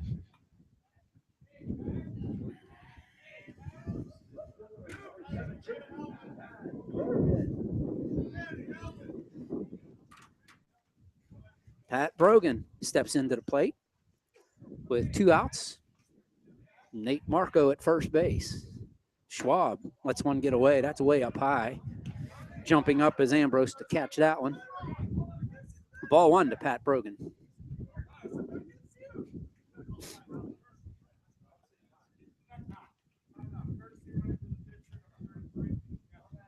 Okay, we get a courtesy runner for Nate Marco, and that's going to be number 33, which is Pat Shapani. Umpire calling time for the courtesy runner, and Our Lady of Sacred Heart wants to make sure they got that in there. Yeah. The pitch almost was thrown prior to them getting the courtesy runner, and then they wanted to make sure they got it in. Yeah, Schwab's not wasting any time out there. He gets the ball, and he's ready to go. There's a fly ball down the right field line. That's going to slice foul out of play. And count goes 1-1 to Pat Brogan. Yeah, it's one of those where you're kind of on your own there on the play-by-play. I can do some leaning, but I still can't get you on that right corner on the foul pole. Well, that's what got me into trouble. That's about my vantage point. With the cord before. There's a breaking ball wide. Throw down to first. Marco back, Shapani back easily. Sounds Italian either way. Yeah. I'm feeling like the family has spaghetti every Sunday. 2 balls, 1 strike, 2 outs. Shapani at first base. Brogan swings and grounds one off the fence down the third baseline. Coach McGarren flips it back into play. Count is evened up at 2.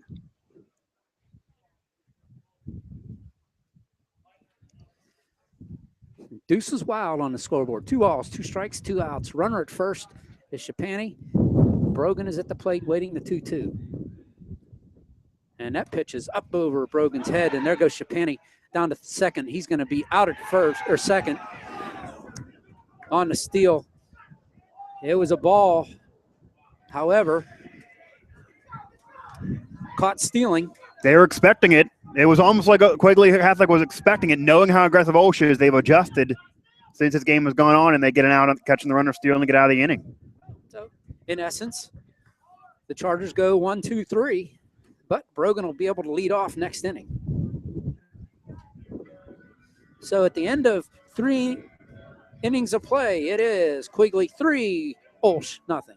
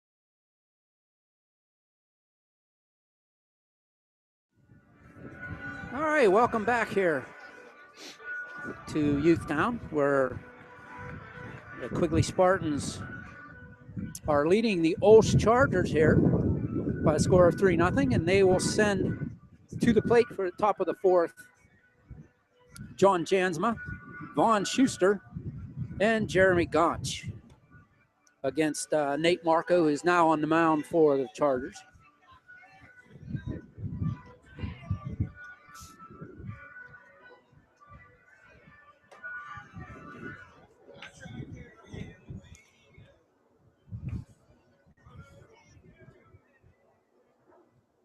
Looks like we're ready to go here.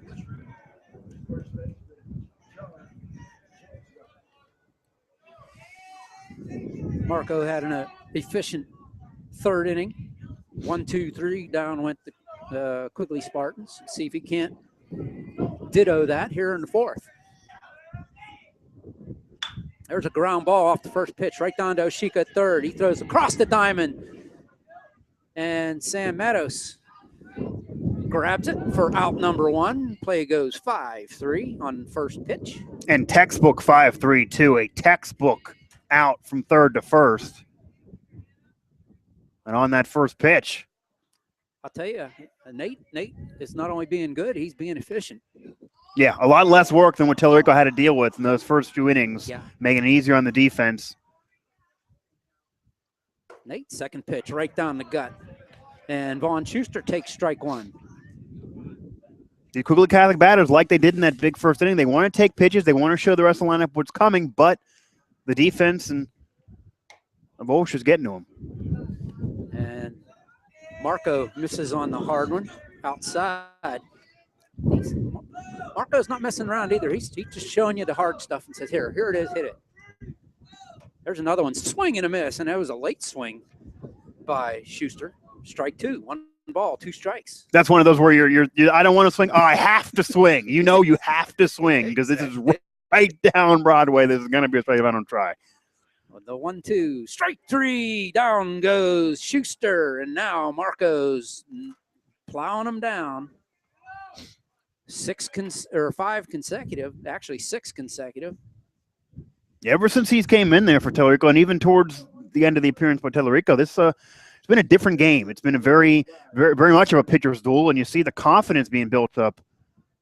Jeremy Gonch now takes the first pitch. Slow ground ball down to short. Across the diamond, and the play goes flat to Matos for out number 3. Very efficient work for Marco as the Quigley Spartans go down 1-2-3 once again. And at the end of 3.5, it is Quigley 3 and OLSH nothing.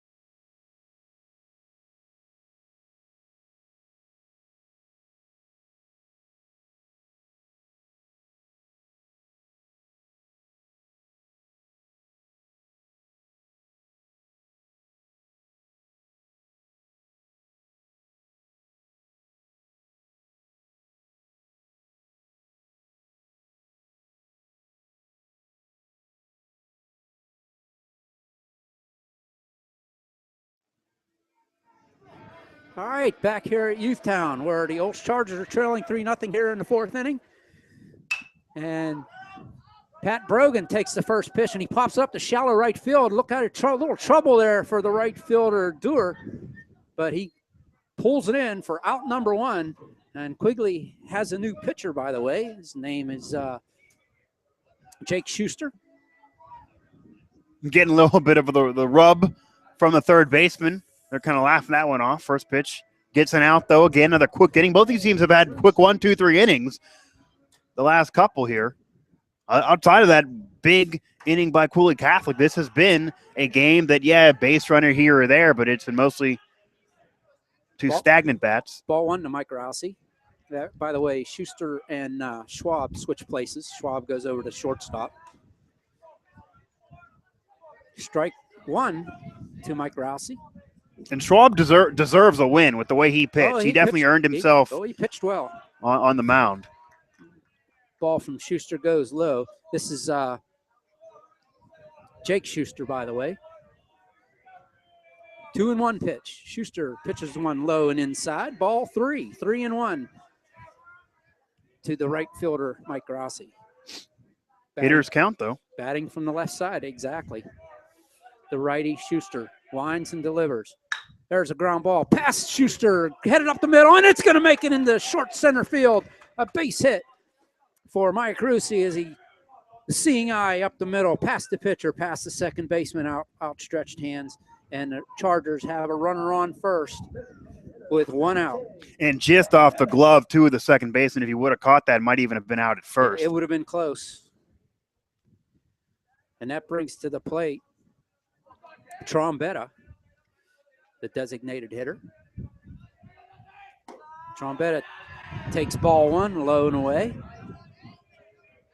Trombetta was hit by a pitch his first time up, stole second, and then he was forced out at third.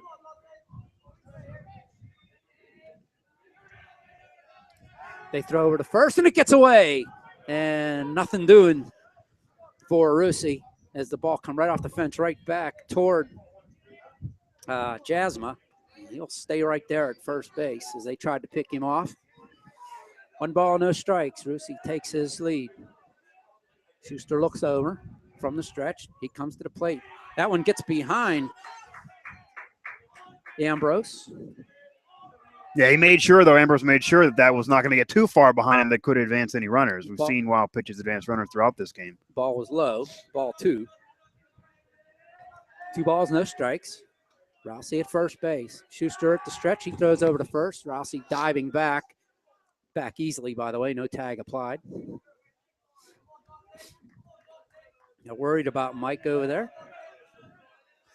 Mike takes his little walking lead and a pitch, swing and a miss by Trombetta. Strike 1. Pitch was up in the zone, and Trombetta tried to look like he swung late. Look like he was trying to hit behind a runner there in the big hole in the right side. That one hits the plate. Ball 3. 3-1. Now it looks like if the Chargers are patient at the plate, something may open up for them.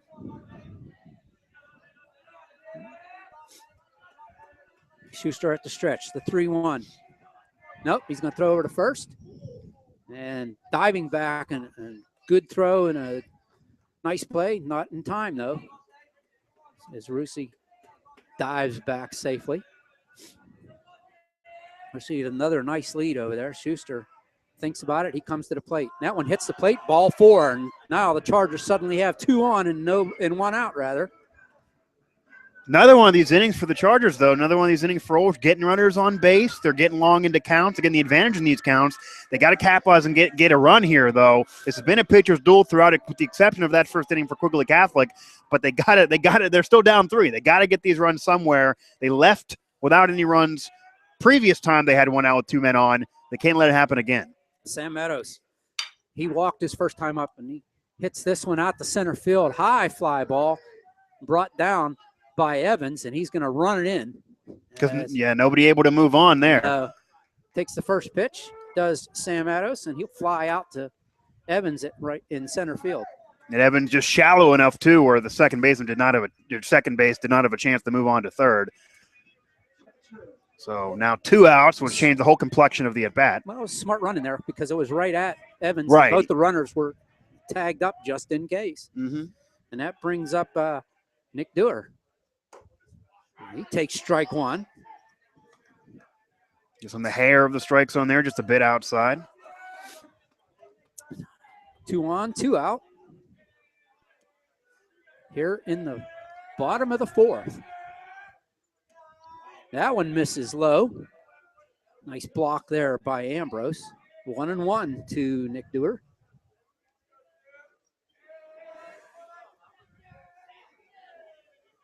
Rossi off second. Trombetta off first. That one misses high and away. Actually, the umpire said it was high.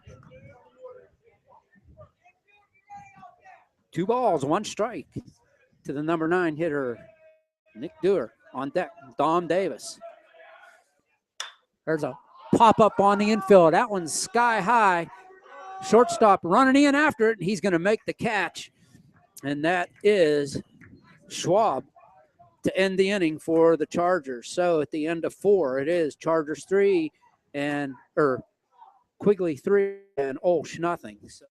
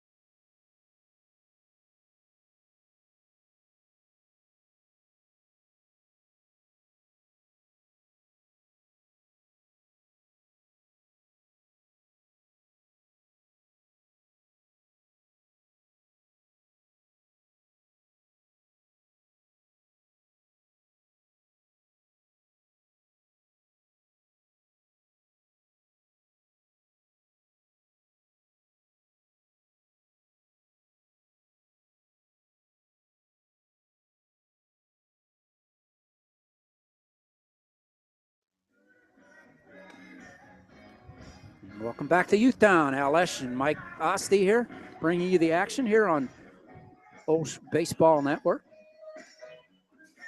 where the Chargers have some work cut out for them. 3 innings left to go here, and they're trailing 3-0 to the Quigley Spartans. And OLSH twice, including the last inning, has had runners in scoring position, has had runners in scoring position with no outs, with 1 out. They've been able to work these counts. They've been able to make the pitchers work. They've been able to be aggressive on the pads. They've made contact. They've done everything they could possibly do except for getting a runner over to home plate and getting the run on the scoreboard. They haven't been able to get that big hit. Yeah, they did 1 more hit away, multiple innings now, and yes, it's been a pitcher's duel. It absolutely has since that top of the 1st inning for Quigley Catholic, but they could very well win this game 3-0 with the way we're going on. Oh, yeah. Because they've also not really done much offensively since then either, but they do have the cushion of 3-0.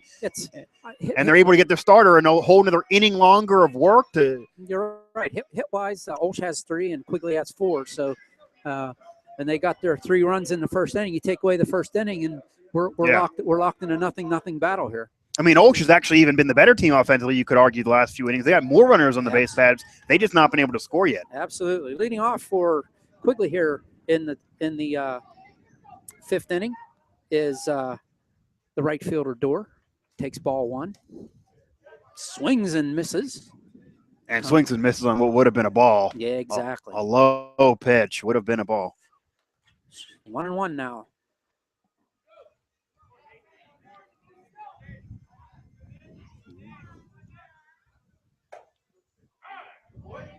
And strike 2. 1 ball, 2 strikes. And like I said, Marco not wasting any time out here. He's just bringing it to him. And that's that inside pitch the batter can't do anything with, but you know it's going to be a strike. And that one was a little bit too far inside as Dorr had to do the 1-2 step jump shuffle to get out of the way of that one, and the count's even at 2. Nice hops. Yeah. I commend him on that. Nice hops. Yeah. the lefty, Nick Dewar. He pops that one down left field line. That's going to be out of play behind third base as it bounces off the bleachers over there. Fan tried to dive to catch that on his bare hands. Boy, I would be impressed if you make that one and don't have a stinger on your hand that's black and blue and then some all different colors of the rainbow. Count holds it 2. That one misses outside. Now we got a full count. Nick struck out swinging the first time up. Nate Marco on the wind. Swing and a miss. A foul tip held on to by Chargers Nick Dewar. 2 Nick Dewars in the lineup, 1 from each team. How unusual is that? Yeah, how often? You don't see that every day, no. 1 away here, top of the 5th.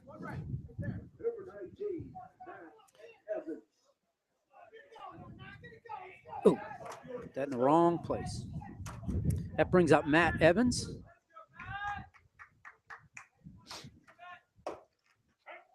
Strike 1. Down the Evans. middle with some movement.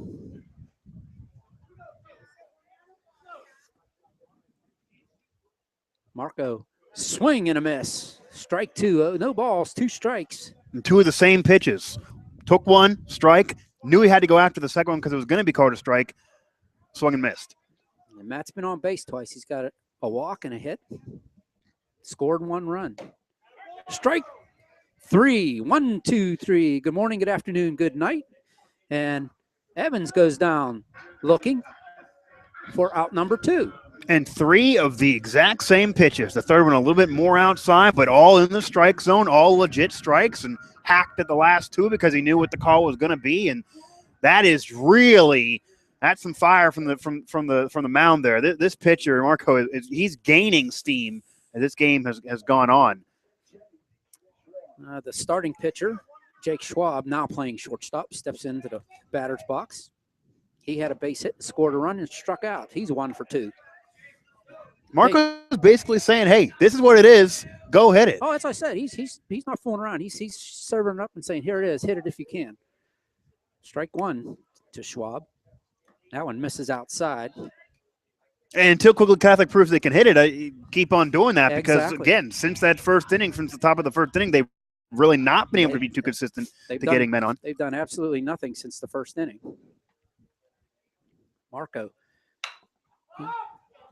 has that one looping out into short right field, and it falls in on a diving play by Ingram. Just couldn't get there. Base hit. Yeah, diving attempt by Ingram there to go all the way from the infield to the outfield, but it's not a problem because it ends up just still being the runner on at first base, shallow enough that nobody was going to advance. But again, this game evident and really proves the example of all of baseball. That's why you minimize damage in each individual inning, and one single inning can win you a game if you maximize that. Quigley Catholic did, and so far that's the difference back in the first inning. Ambrose steps to the plate, the catcher, with 2 outs, and Schwab at first. Ambrose takes one low, ball 1. Pitch a little bit too low, but outside, right where he wanted to put it outside, but it sunk a little bit too much. And we talked about this off air before the game, but what a win this could be for Quigley Catholic if they get this W over Our Lady of Sacred Heart. Really a staple win at the beginning of the season. Ambrose grounds that one foul to the left side, wide of third. Counts even at 1, 2 outs.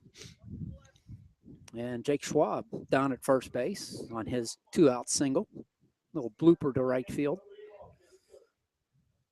which right now with the sun out is the sun field. Oh, good breaking pitch by Marco. He's been bringing the heat, and he bent that one in there, and he froze up Ambrose. Strike 2. Yeah, that up high breaker with the heat on it. It's been a nasty pitch. They've not even been able to get any bat near the ball on that.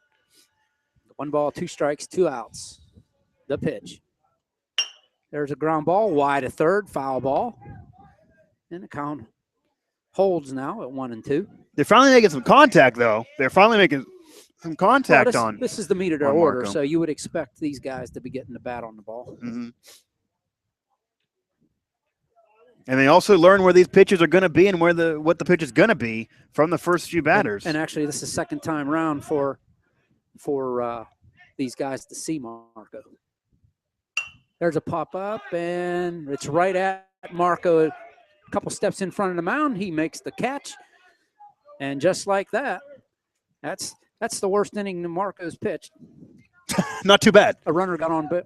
So. Not perfect anymore. Runner did get on. Yeah, and I also I'm somebody, I don't know about you, but I'm somebody who believes that first at bat, batter versus pitcher, the pitcher has the edge. Oh yeah, absolutely. Because the batter doesn't know what pitches are going to be coming. He doesn't know what's in the arsenal, doesn't know what the pitcher has. But as you keep on going, the batter then he learns. He knows the pitches. It's then up to the talent of the batter, and the whole lineup can see what's coming, and it ends up being more of an advantage for the batter. That's why you see so many phenom pitchers in Major League Baseball go up there and strike out everybody their first 2 weeks, even first month and a half, and then all of a sudden their ERA skyrockets because these same teams are playing again, and these same batters have faced them for the second, third, fourth time.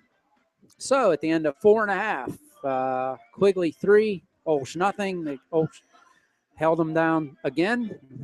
Quigley had one hit that inning, so no runs, one hit, no errors, and one left. So at the end of 4.5, it is Quigley 3, OLSH nothing.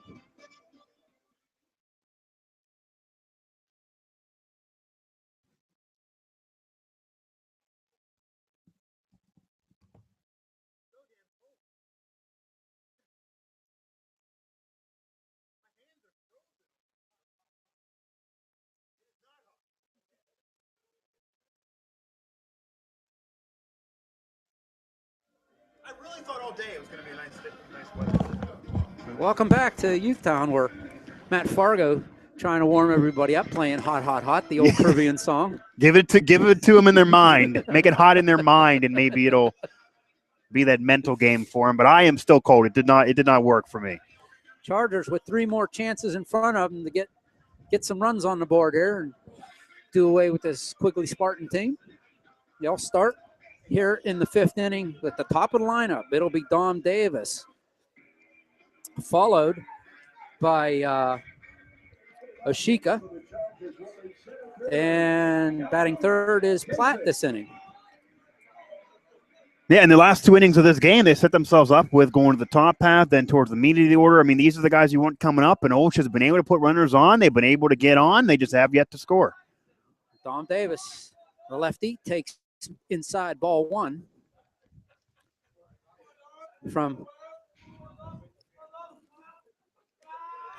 the pitcher Schuster, and that one hits the plate, ball 2. And Schuster has been giving him mostly inside fastballs since coming into this game. Arlea Sacred Heart now knows they're going to have to swing at the inside pitch. Schuster takes that one inside, or on the inside corner, I should say. 2 balls and a strike. That's about as close to the middle of the plate as Schuster's been getting. That's the farthest outside of any of the pitches. Pretty much. The wind to pitch. There's a ground ball, that's wide of first base, foul. So it counts even at 2 now to Dom Davis. Dom is 1 for 2. He had a base hit in the first inning, was forced out, and then flew out the center field.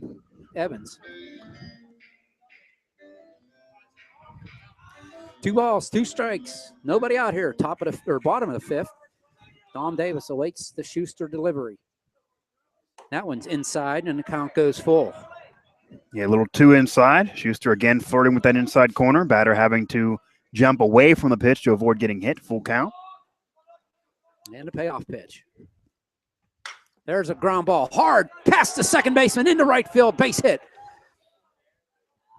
And Dewar for Quigley will, on one knee, glove it and throw it in, and lead off hit for Dom Davis here in the 5th. And Davis saw the inside pitches, knew the inside pitch was what Schuster was going to throw him again on the full count, turned his full body. That's one of those pendulum hitters. Yeah. He turned his entire body and managed to do that, even more of a turn, to make sure that ball was inside, in fair play, rather than another foul ball.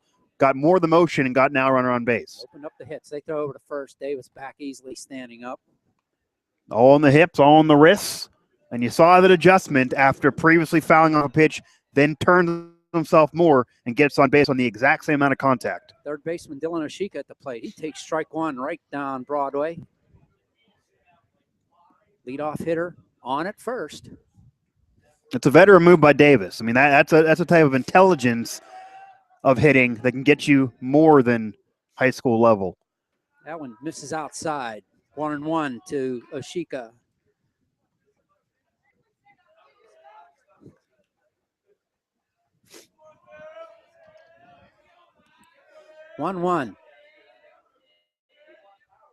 There's a ground ball right at the third base and in through the wickets into left field, and the Chargers have 2 on and nobody out as Dylan Oshika pounds it past Allman into left field. Allman went down to field it and it went right through the wickets. I don't know how it found room, but it did.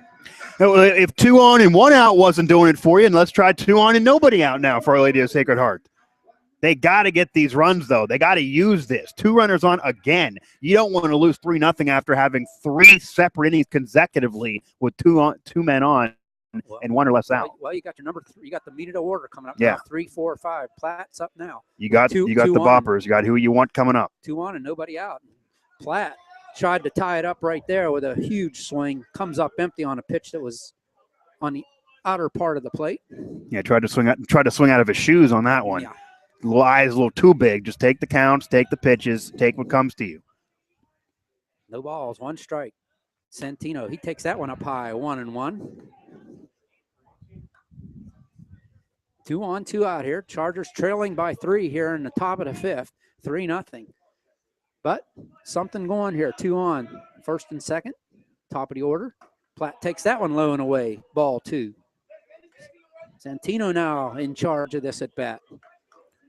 And Platt was going to take the second pitch. That was for sure after how the first pitch went. But that last one's on the pitcher. You can't get yourself behind in the count like that. Schuster bounces that one on the plate. 3-1 now to Santino Platt. And Platt is totally in charge of this at bat. We've seen so many extra base hits. We've seen so many extra men on base. We've seen walks. We've not seen the bases juiced. No. For Our Lady of Sacred Heart. And there's a base hit into right field for Platt. Around third comes Davis. Davis is going to score. And over to third base goes Oshika. And now Platt goes down to second base on the throw to the plate. And the Chargers have something going now with nobody out. They've scored a run and have runners on second and third with nobody out. Platt comes through with a huge RBI single. A monster RBI single. No out. 2. Count them 2 in scoring position still for Our Lady of Sacred Heart. This is the big inning they needed. This is how they're going to go on to win this game from this inning, and it was only a matter of time for the last 2 innings and all the men on base who were not able to score. They finally get one through home plate, and finally get on the scoreboard. It's now a mental game against the pitcher in Quigley Catholic, realizing, oh, this is an issue. Now here's Nate Marco at the plate with nobody out. Runners on second and third. On deck is Pat Brogan. That ball's up and in. Ball 1. To Marco. That same up high pitch that we saw on the Davis at bat. Platt walking off second base. Swing and a miss on a ball that was a foot outside. And Marco upset with himself as he kicks the bat. Yeah, he knew that was 2 outside, but got too hungry there a little bit. Didn't want to have his bat in his shoulders. That's when you see so many outside pitches and so many balls, you're taking so many pitches. You just want to swing the bat, and that was one of those. Yeah, he saw that big breaking pitch, and he just couldn't hold up. Coach McGarren calls him down third baseline, calms him down a little bit. Well, those pitches have been breaking inward, and if it broke inward, that could have been one hit in the outfield. That one broke outward. And ends up swinging at an outside pitch for a ball 1 and 2 the count now. 1 ball, 2 strikes, as Mike said. Runners on second and third. And Marco pops one into shallow center field. Evans is out. It's not caught. It was dropped, absolutely. Yeah. In between the outfielder and the infielder going out there for him. Between Gaunch and Evans, Gaunch the second baseman, and the Chargers score another run. That's a base hit for Marco, as he drives in a run. And how about that at bat, too, by Marco to get that RBI, to get the runner home after swinging at the bad pitch and kind of getting down on himself, rejuvenates himself and gets the runner home. 3-2 now, Our Lady of Sacred Heart, still without an out against them. This now mirroring the first inning for Quigley Catholic as they look like they want a conference and a mound visit between this entire infield. That one of those where it dropped right between the infielder and the outfielder, and there was even hesitation on the runner for Our Lady of Sacred Heart. You weren't sure. I wasn't sure. The runner wasn't sure. There was a half second of, hey, did this drop or was this already caught? He just ran anyway and ends up being home because it was dropped right in between the two of them. Shapani, courtesy runner for Marco at first base after Marco gets that huge base hit. And bear in mind, too, Mike, if you look at the shadows, the sun came out, and all of a sudden their sun in right field is the sun field. They're looking right into the sun there. Yep. And that might have had something to do with it, too. But that was a well-placed pop-up. It was center, basically right center is kind of where that pop-up was. So there's a little bit of the sun that was hanging in there. I don't know if I'm going to give him that excuse or not, but it dropped right through. Still nobody out. Pat Brogan at the plate. He takes one inside. Now the Chargers trailing by a run with nobody out here. It's 3-2 here in the fifth inning and making a huge push here in this game. And Quigley Catholic thought that was a strike. Schuster with the delivery. And there's a base hit to the right side. And Brogan will drive in a run, and it ties it up at 3. And going to third base safely is Shapani, and on the throw, Brogan goes down to second base, and now it's 3-3, and the Chargers have runners at second and third, and nobody out here in the fifth inning, and Schuster doesn't know where to cry or wind his watch. Yeah, Schuster is now walking around the mound, trying to build himself back up, but Our Lady of Sacred Heart fought, and they clawed themselves to tying this game at 3. They were on the verge of it the last few innings. All the runners on base they could not send home. They finally capitalize here and get the daggers in there. This game is tied, but if you feel the vibe around here, it feels like Our Lady of Sacred Heart is up by 3. Rusi at the plate now, the lefty with runners in scoring position. Second and third, there's a base hit up the middle, and it's going to give the Chargers a 2-run lead. Rusi with a base hit up the middle, the throw to the plate is going to be up the line. And on the play, Rusi goes down to second base. Everybody's safe, and it's 5-3 Chargers.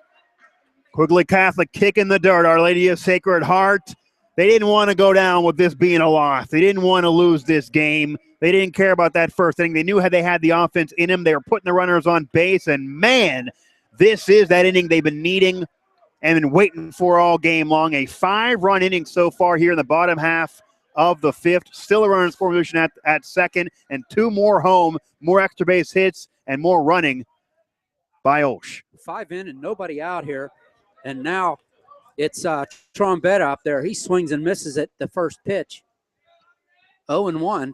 Big, huge 2-run single by Mike Rusi. Stands out at second base. There's a ball low and away. 1-1 to Trombetta, the designated hitter. Trompetta's been that batter for Our Lady of Sacred Heart that has taken the most pitches and has really been able to work these counts for the rest of the lineup to see what pitches are coming. Dante, he swings one into the hole. It's short. It's going to be snapped there. Can he beat it out? He will not. He'll be out at first, but on the play over to third base goes Mike Rusi. That's what you call an okay out. Yeah, they can afford to give that out. Yeah. Still a runner on at third. They already have 5 runs home through the inning, and that was, hey, if any out you're going to give, that's the one to give. All the pressure still on the shoulders and the mound, no pun intended, for Quigley Catholic. There's a pitch gets away. No advance there, but Mike Rusi down at third. So it's 5-3 Chargers here. All 5 runs coming here in the fifth inning. Have Mike Rusi at third base, 1 out.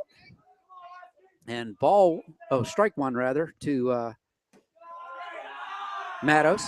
Little low. Little low. And that was a good call by the ump.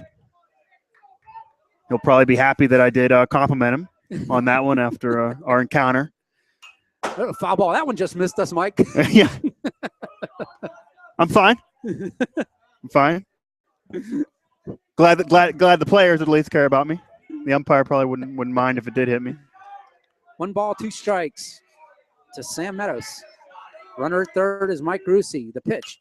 There's a pop up over our head, and a count of hold 1-2.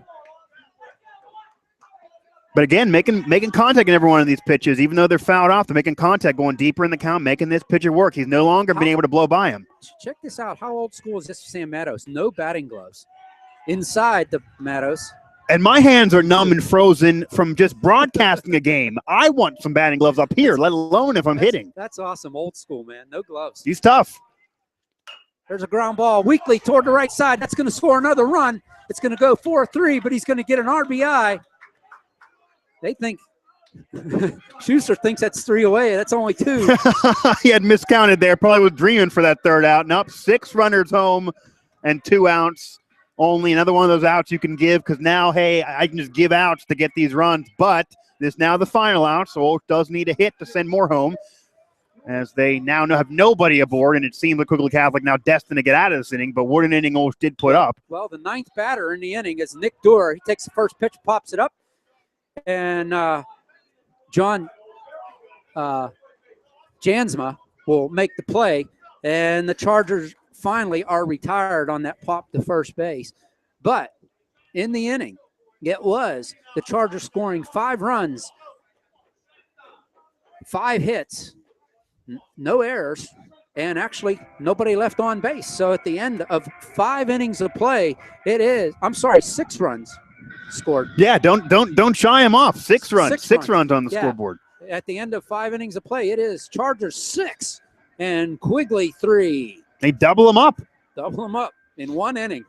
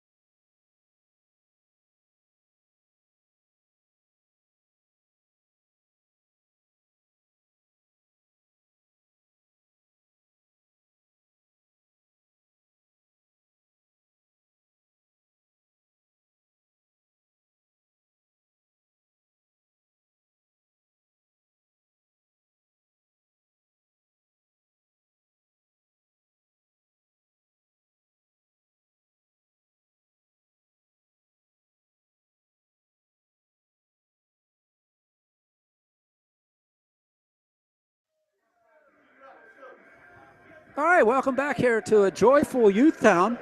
It was a quiet crowd for most of the game until last inning where the Chargers explode for 6 runs, Mike, in an offensive outburst. We were just talking about how they've done well. They just hadn't gotten their big hit. And last inning, everybody got the big hit. Yeah, tap ourselves in the back. We foreshadowed it. But, yeah, they had several innings in a row with runners on board. They were working counts. They were really getting in the head of Quigley Catholic, you could tell, but they couldn't get that run home. Quigley Catholic clinging to that 3-0 lead from their big first inning. And now Our Lady of Sacred Heart with a 3-run lead of their own going into the 6th based on what they did in the 5th. A 6-run inning, and 5 of those 6 runs before even the first out. With all those base runners able to get balls sprayed into the outfield, able to use their speed, able to get multiple runners home, multiple 2-run singles, really able to have that fabulous inning they've been waiting for all game long that almost seemed inevitable. Now you see a conference at the mound and say, hey, now we can win this game. Now Marco's in line for a victory. 6 more outs and you get a win. So Quigley will counter this inning in the 6th inning with Jake Schuster, Allman, and Jansma. Schuster to lefty takes ball 1 outside.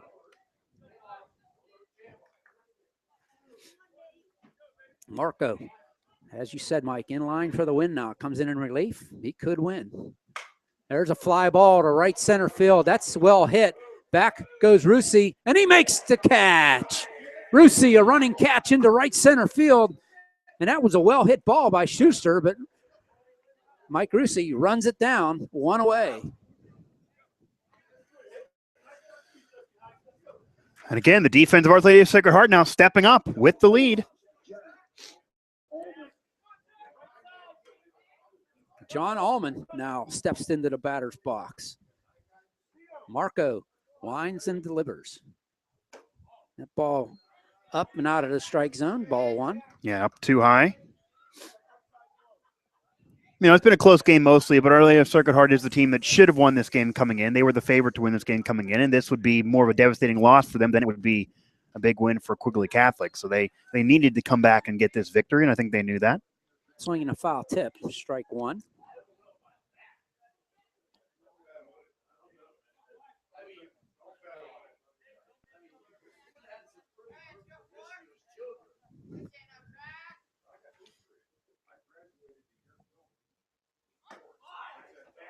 Strike two. Tried to lay one down and come up empty. 1 ball, 2 strikes now for Marco against John Allman, the third baseman for Quigley. That one's inside. 2-2.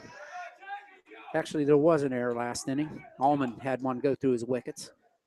That last pitch up a little high. Yeah.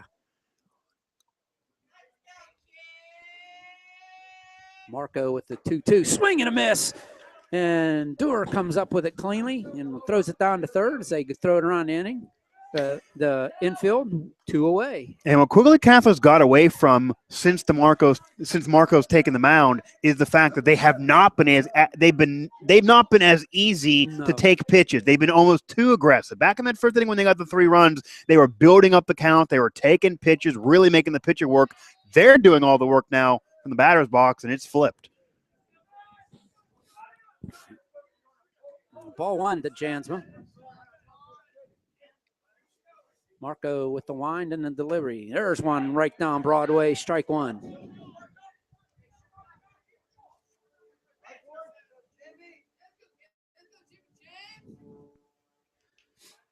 Marco with the 1-1. Here in the swing and a miss by Jansma. He went fishing for that one, tried to hit that a mile. Couldn't get under it. Big lanky first baseman takes ready for the 1-2. And there's a ground ball towards second base and off the glove of Ingram out into short right center field. That'll go as a base hit. That was Ingram just couldn't come up with that. Just got the glove on it. Yeah, that would have been it's a hard pitch to field, especially in these conditions. It makes the grounders even harder to field because they're rocked coming at you. But if it was caught, that would have been an easy out at first. So Vaughn Schuster struck out twice so far. He's 0 for 2. He steps into the plate. And there's another gloveless batter.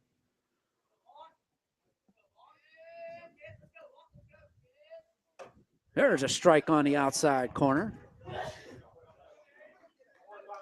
And just outside too, but enough into the strike zone. That's one of those, again, on the verge. They're painting the black, painting the corners.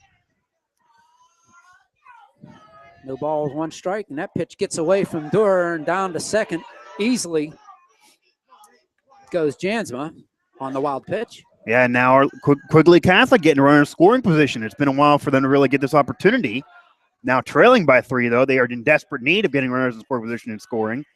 There's 2 outs. And counts 1-1 on. And this is probably one of these conferences just to say, hey, 1 more out, and then yeah.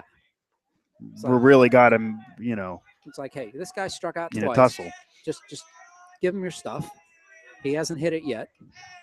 Yeah, when Marco was giving him his stuff, they were just swinging and missing. That was where the 1, 2, 3 innings came in. Yeah. Counts 1-1, 2 outs. Runner at second base is Jansma. And the pitch. There's a pop foul and out of play down the right side, and he was swinging late on that one. Counts 1-2.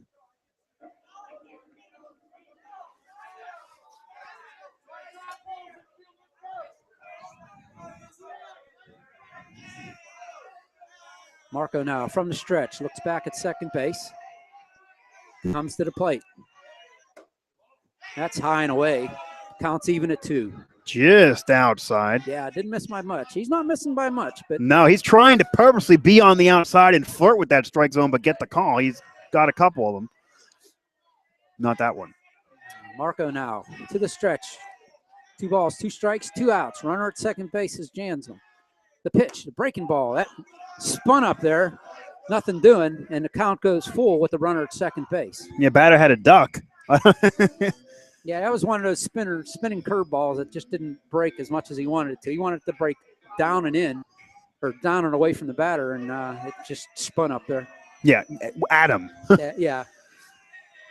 Marco now at the stretch, looks back at second. He rocks and comes to the plate, and that misses outside. And Vaughn Schuster takes the walk, and runners at first and second now with 2 away. Yeah, and again with Marco, you got give him your stuff, give him the best you got. That unnecessary walk there, too many outside pitches, letting it get away from him. And now we're seeing a mound visit the infield, being called in for Our Lady of Sacred Heart. Sure, the manager just reiterating what I've been saying. Just give it to him. Coach McGarren calls everybody in. He turned around and waved at Nick Dewar to come out. So the whole infield is on the mound now. Yeah, he wants the whole team there because he knows that you get this out here, you leave 2 on, you still have a 3-run lead. This could be the game. I mean, this could be the at-bat of the game. Because if this is also hit into the outfield, you're looking at minimum 1 probably scoring based on the speed Quigley Catholic showed earlier. And then who knows, but they do have the 2-out cushion. Was it Jeremy Gaunch at the plate, the second baseman? He's 0 for 2. He's grounded to the pitcher and grounded to the shortstop. Yeah, he's made contact. Yep. On both at-bats.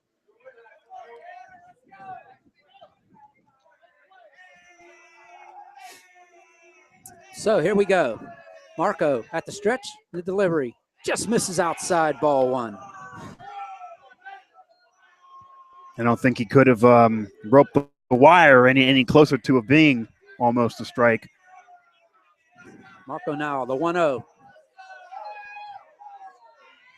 There's a ground ball right back to Marco. He snags it at the pitcher's mound, underhands it over to Sam Matos, who gloves it on the bag and retires aside. So Quigley gets 2 on a base hit and a walk, but can't do anything with them as Gaunch grounds out one more time to the pitcher to end the inning. So at the end of 5.5 innings, it is the OLSH Chargers 6 and the Quigley Spartans 3.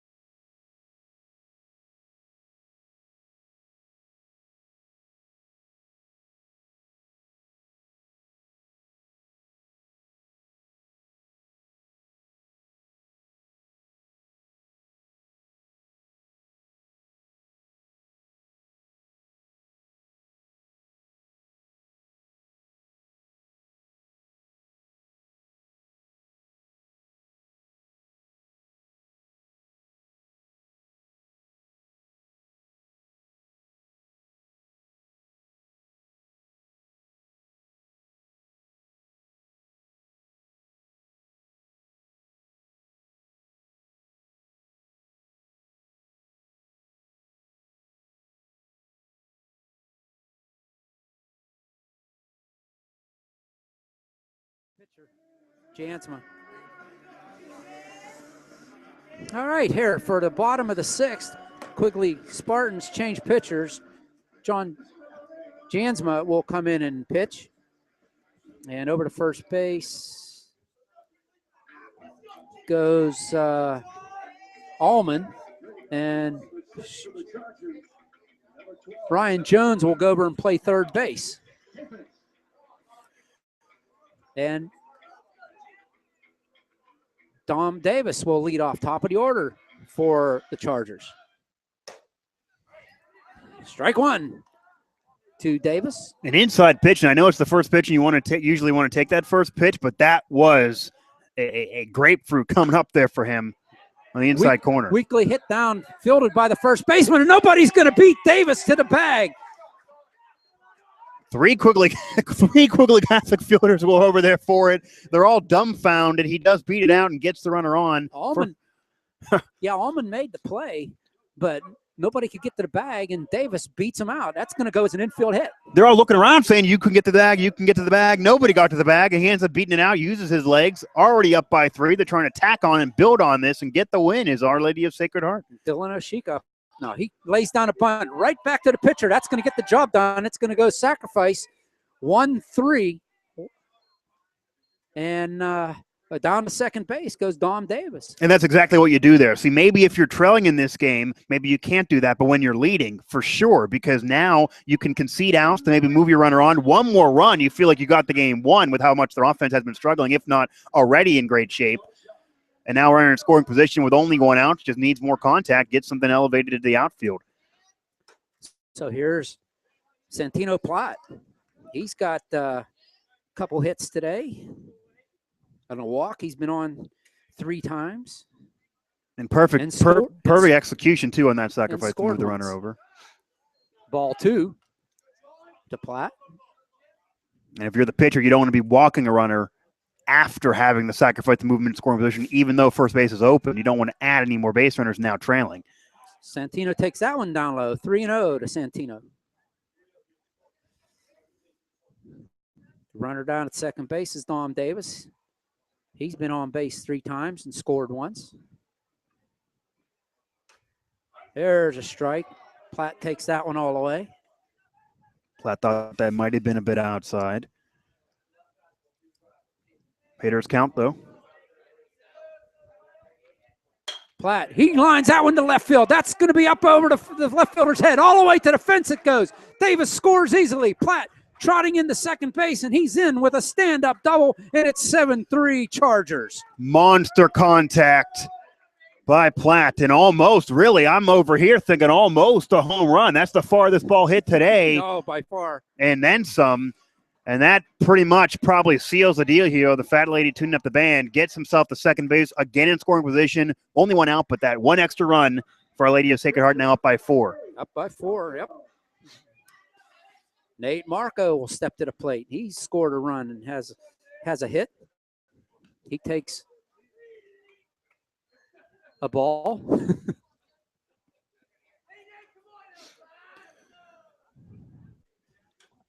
Ball 2 to Marco. Both low, but both outside. Both are balls. Marco looking back. Platt out at second base, exchanging places with Dom Davis, who he drove in.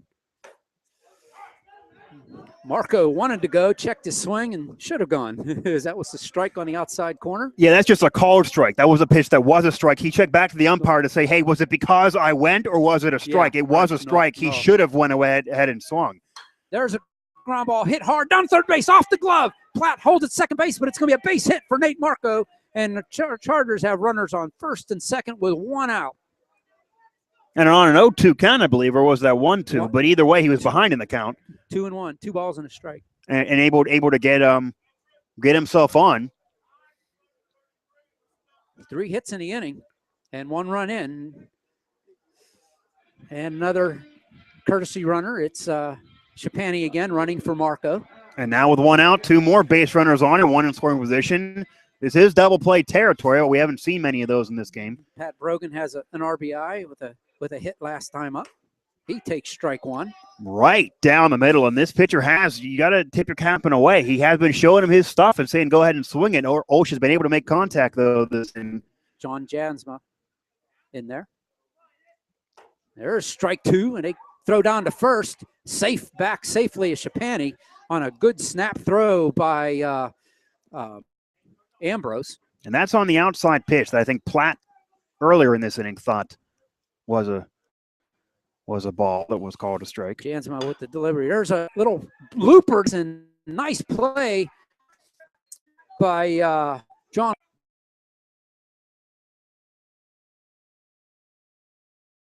A diving catch over on the first base side. That's a web jam. Able to glove it and snag it for that second out. Yep. So 2 outs now, runners on first and second. That brings Mike Rusi to the plate. The lefty had a huge hit with 2 RBIs last inning. He drove 1 to right field. He's that rare lefty bat for Our Lady of Sacred Heart, too, in the middle of their order. He's 2 for 3 today. 2 hits and a ground out to second base. So Yeah, I just can't wait for the other big get back in the lineup, and you'll see some long hit balls by that young man. Yeah, we already got one that was at the fence. So the next step would be seeing that home run. We've seen everything else in this game. Rusi's going to loop one down the left field line. That'll be out of play. That would have been trouble if that could have hugged the line. Strike one to Rusi. Yeah, these balls are rolling in this grass and through the dirt. Mike Rusi now, the lefty, steps into the batter's box. Behind 0-1. 2 on, first and second for the Chargers. In front, 7-3. He takes that one up and just a little bit in. Ball. Mostly outside pitches so far in this inning, a rare inside. Well, I don't know if that was too much. I mean, he's like right on top of the plate, literally. Yeah, he is. He's almost on top of the plate, He yeah. loops this one down the left field line. That is out of play down the left field line. Strike two. An aggressive batter is going to have to be matched by an aggressive pitcher. But he is hugging the corners of the plate. Well, he's standing. I mean, the batter's box has been wiped away. And I guarantee you he's out of the batter's box. There's no way he's inside the batter's box. Well, now he is. No, now he's not. Umpire's going to hate you soon. I'm enemy number one. You're enemy number there's two. There's a ground ball down to second base. Quigley hit. Throws over. He's safe at first. Weak ground ball. And Rusi beats it out for an infield hit. Another one beat out, too. Second time this inning, OLSH able to beat one out on their legs. And both at first base. 2 outs, and now bases loaded. Second time in this game, OLSH with the bases loaded. Able to send him around a part of that big 6-run inning in the 5th. Get a couple runs off of a 2-run single throughout that inning, and now any type of hit sends another one. Dante Trombetta was up to the plate, but they decided to go with a pinch hitter, Frankie Impavato. Frankie steps up there, the sophomore, to pinch hit for Trombetta.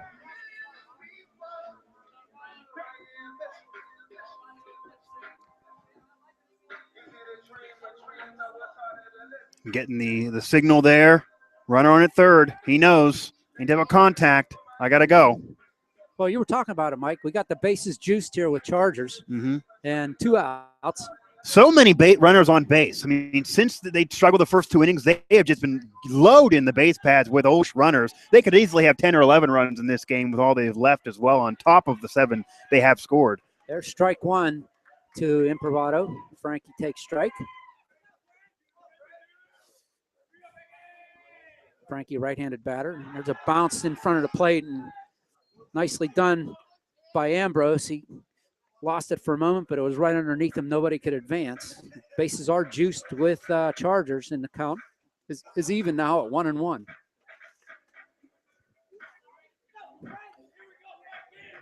Here in the 6th inning, the pitch. That misses outside, as the umpire indicated. 2 balls and a strike to Frankie. That's one of those. Ambrose tried to move it in, looked at the umpire. Hey, I moved it. It's over here now. He wasn't fooled. There's a strike to Impavato. 2-2. And the whole Charger team cheering on Frankie. He check swing. He held it up. It bounces off the plate for a ball. Full count. Nobody could advance. Full count now. And the wheelhouse will be turning on this pitch. 3 balls, 2 strikes, 2 outs, bases loaded, and here they go. Ball 4, and he walks in a run. Impavato gets an RBI. Pinch hit RBI too. But yep, that's what happens. You load up the bases as much as you can, get base runners on there, and then something good can occur for you. It does for Our Lady of Sacred Heart, their 2nd run of the inning. 8th run of this game, as well as 8th run in the last 2 innings combined. They've done all their damage in the 5th and now the 6th inning, and a run walked, right getting into the gut-wrenching heart of the pitcher. Sam Meadows comes up to the plate. He is 0 for 2. Trying to throw all those outside pitches, trying to throw with that strike zone. Got too many outside and walked in a run. swing and a foul tip, 1-1. His first pitch was low and away. Sam stands in there in the right-handed batter's box. Bases juiced with Chargers. 8-3 here. There's a foul right up over our heads. Out of play. Strike 2.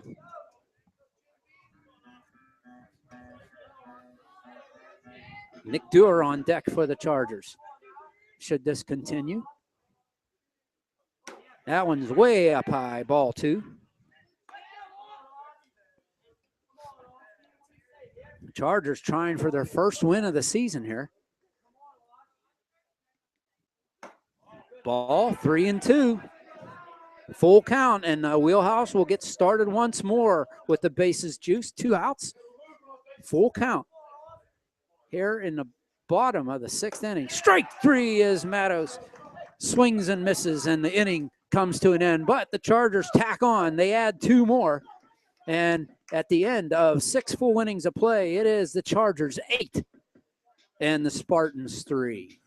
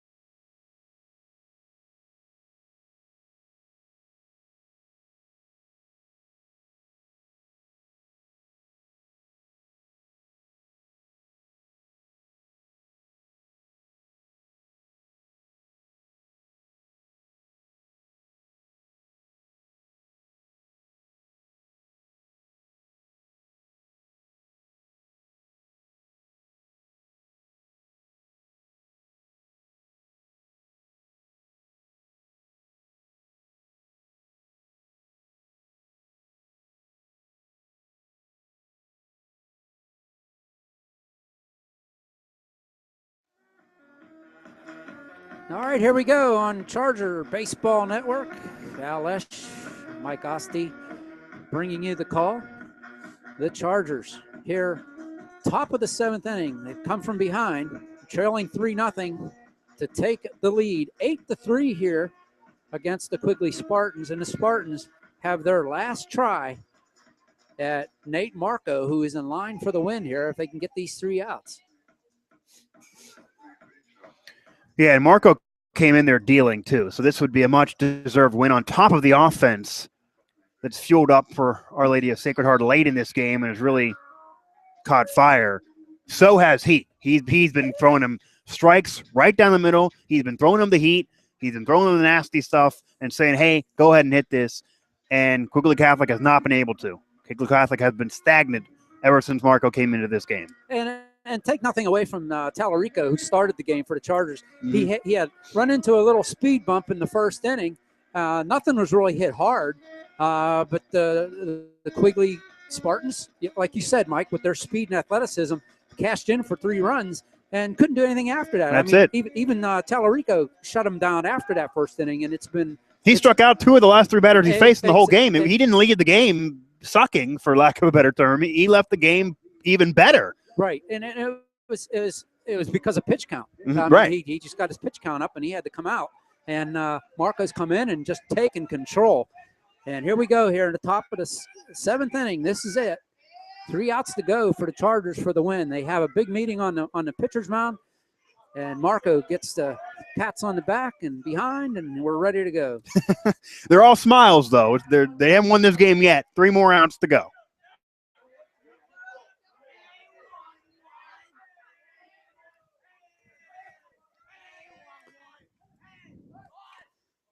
Quigley, by way of Nick Dewar, their right fielder from the left-handed batter's box, tries a bunt one, fouls it off, strike 1.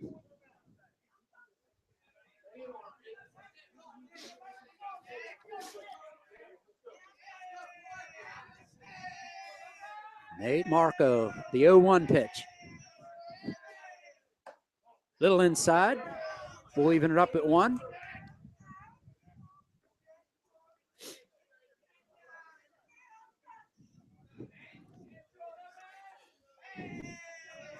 Marco, 1-1 to the lefty. Swing and a miss, strike 2. And that's what I would want to see from Marco, honestly. Don't need to be flirting outside, flirting inside on this. You have a 4-run lead. Throw it to them down the middle. They've been swinging and missing for the past 3 innings. Give it to them. Win this game. You get that one gets away. 2-2. That was high and away.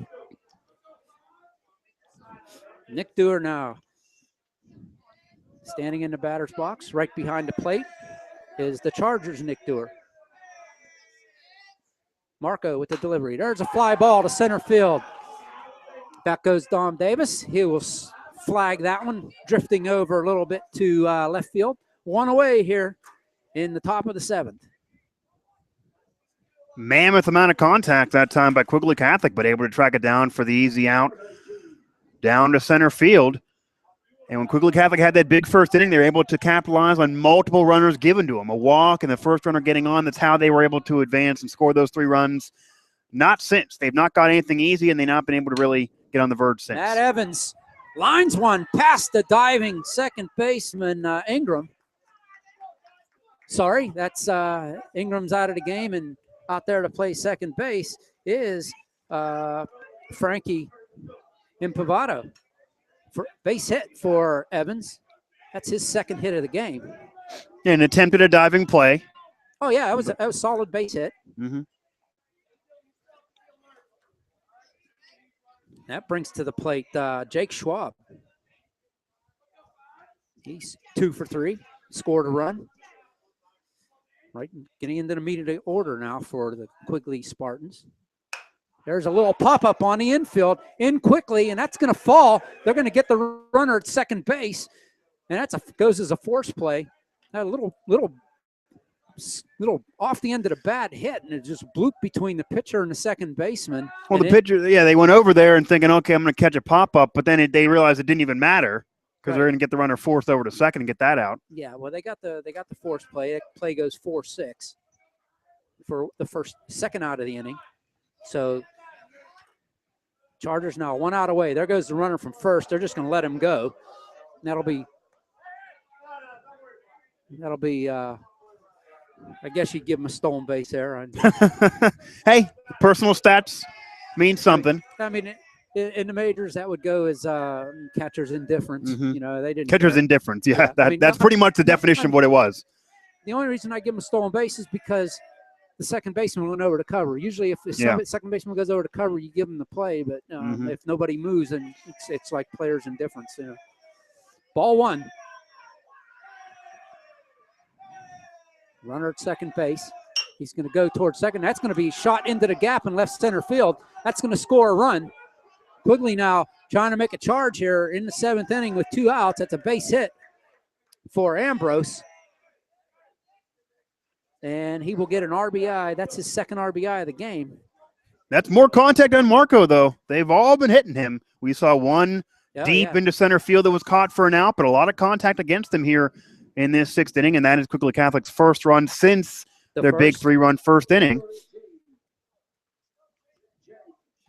Jake Schuster now will step to the plate with 2 outs, 1 in, runner at first base. And let's see if the Chargers pay a little bit more attention to the runner now. It's an 8-4 game.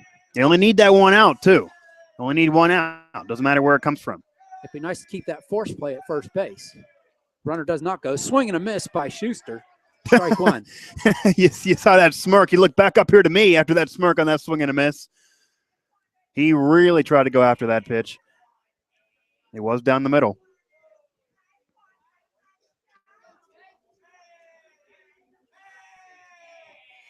Marco with the pitch. There goes the runner. They're going to throw this time, and it'll be too late. Stolen base for Ambrose. Now another runner in scoring position. And with the contact they've been making, yeah. But strike 2 to Schuster. 1 pitch, 1 strike. That's all Lady of Sacred Heart needs for this comeback victory here. Nate Marco at the stretch. No balls, 2 strikes. There's a fly ball to center field. Dom Davis is under it. He squeezes the leather around it, and the Chargers have walked away with a victory, a come from behind, 8-4 over the Quigley Spartans. Our Lady of Sacred Heart gets that comeback, never say die victory. They explode late in the game, a slow start, but explode late and get the win here at Youthtown over Quigley Catholic in the Battle of the Catholic Schools. Our Lady of Sacred Heart is victorious. Marco gets a well-deserved win. Was throwing him the nasty stuff in the heat most of this game. Able to get the runners on, finally able to send them home. Could even have done more damage, but did enough and got a 4-run victory. Quigley Catholic had that big 3-run inning in the first inning and really nothing doing since. Middle pitcher's duel towards the middle, but an eventual victory on late heroics by Our Lady of Sacred Heart.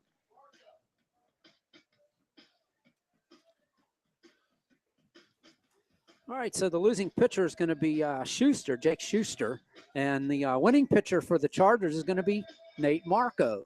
So came in relief and ends up getting a win, and again, you look at Tyler Tellerico, pitched well. He allowed those 3 runs on that first inning on a few batters that were allowed on there early and had the walk, but he pitched well, was able to turn the corner, leads the game due to pitch count. Marco comes in there and gets the victory, and this OLSH team, 6 runs in the 5th and 2 in the 6th, and that's what they do, and that's how they're able to get that victory with late heroics and those explosion of bats late in the game, the extra base hits, multiple 2-run singles, able to run, use their athleticism on the base pads, and kept getting base runners on. And they keep getting base runners on, they're eventually going to crack and score, and that's what they did, and they got the win. Yeah, this is, by the way, was for this early season, the most runs that the Chargers have scored, total of 8 runs. And we've got a guest here. How you doing? Good. How are you? All right, good. From the Chargers, and Chargers win 8-4. So first win of the season. How's it feel? Oh, fantastic! Finally, we got one. We're trying so hard to get closer every game. We finally got it. It took a while. You guys were getting guys on base, couldn't get that big hit, and Mike and I made a mention of it that all you needed was that one big hit. One hit, yep. And it finally came, and you guys busted it open, batted around there in the 5th inning, and got the 6 runs for the victory. You were a big part of that. You come in, throw some balls, hit some balls. I mean, you got to feel good about that as a leader on the team. Oh yeah, fantastic. So we got another game tomorrow, 4:30. It's Laurel. It's a AA school. So what do you think you can match up against those guys? Oh, I know we can. If we play like we're able to, I know we can beat anybody. Yeah, you guys had a rough go in the spring, playing a lot of tough schools, and you hung with them. You hung with every one of them. Yeah, I haven't been out of any game. So how you feel about the season this year? I mean, starting off slow, but we're getting better, and we're going to continue to get better. And as the season goes on, I know we're going to be doing big things this year. So excited, looking forward to it. Okay, well, good to have you here. Yeah, thank you. And no problem. And we'll see you back here. Maybe we'll have you back up here tomorrow definitely. night. So, all right, man. All right, good luck thank the rest you. of the season, and we'll see you next time. Thank you. All right. So Nate Marco comes in and has a few words with us, and feels about the same way we do. He thinks we got a good thing going here. The Chargers just making that turn, making the upward turn, and I think good things lie ahead here for them. Yeah, Marco, he told us with his words, but he spoke louder even on the mound as he was able to come in there in relief and throw a gem, get the victory. And not only was he throwing you the nasty stuff throughout, right when he came in there, he was throwing it down the middle. He was saying, go ahead and hit this. They weren't able to do it. Quigley Catholic was kind of stalled then offensively right when Marco came in the game. But it was then OLSH was leaving runners on. They weren't able to send them around. They're getting runners on the base pad, but they weren't able to score until you see in that 5th inning the 6 runs there, 5 of those 6 runs before even the first out, able to get more runners on, able to send them around, able to use their speed to make sure that a single into the outfield would send at least through 2 base pads, if not scoring a runner from second, and eventually cracking 1 more run home, 2 more in the 6th. OLSH kept piling it on, and once they got a few runs home, once they got a lead, they knew they had this with the stuff Marco had and the struggles of Quigley Catholic offensively themselves. So this was a needed win. This was a comeback win. This is a big, memorable win early in the season for this team and team building, and still a young team, but a team that has aspiration to success this year like they're used to have in their program in recent years. But also they have to remember they allowed a big inning. They were trailing in a game to a team that they kind of shouldn't have to mess with that long. So there's definite room for improvement, but this is a win. They're raising their heads held high. They deserve to do that.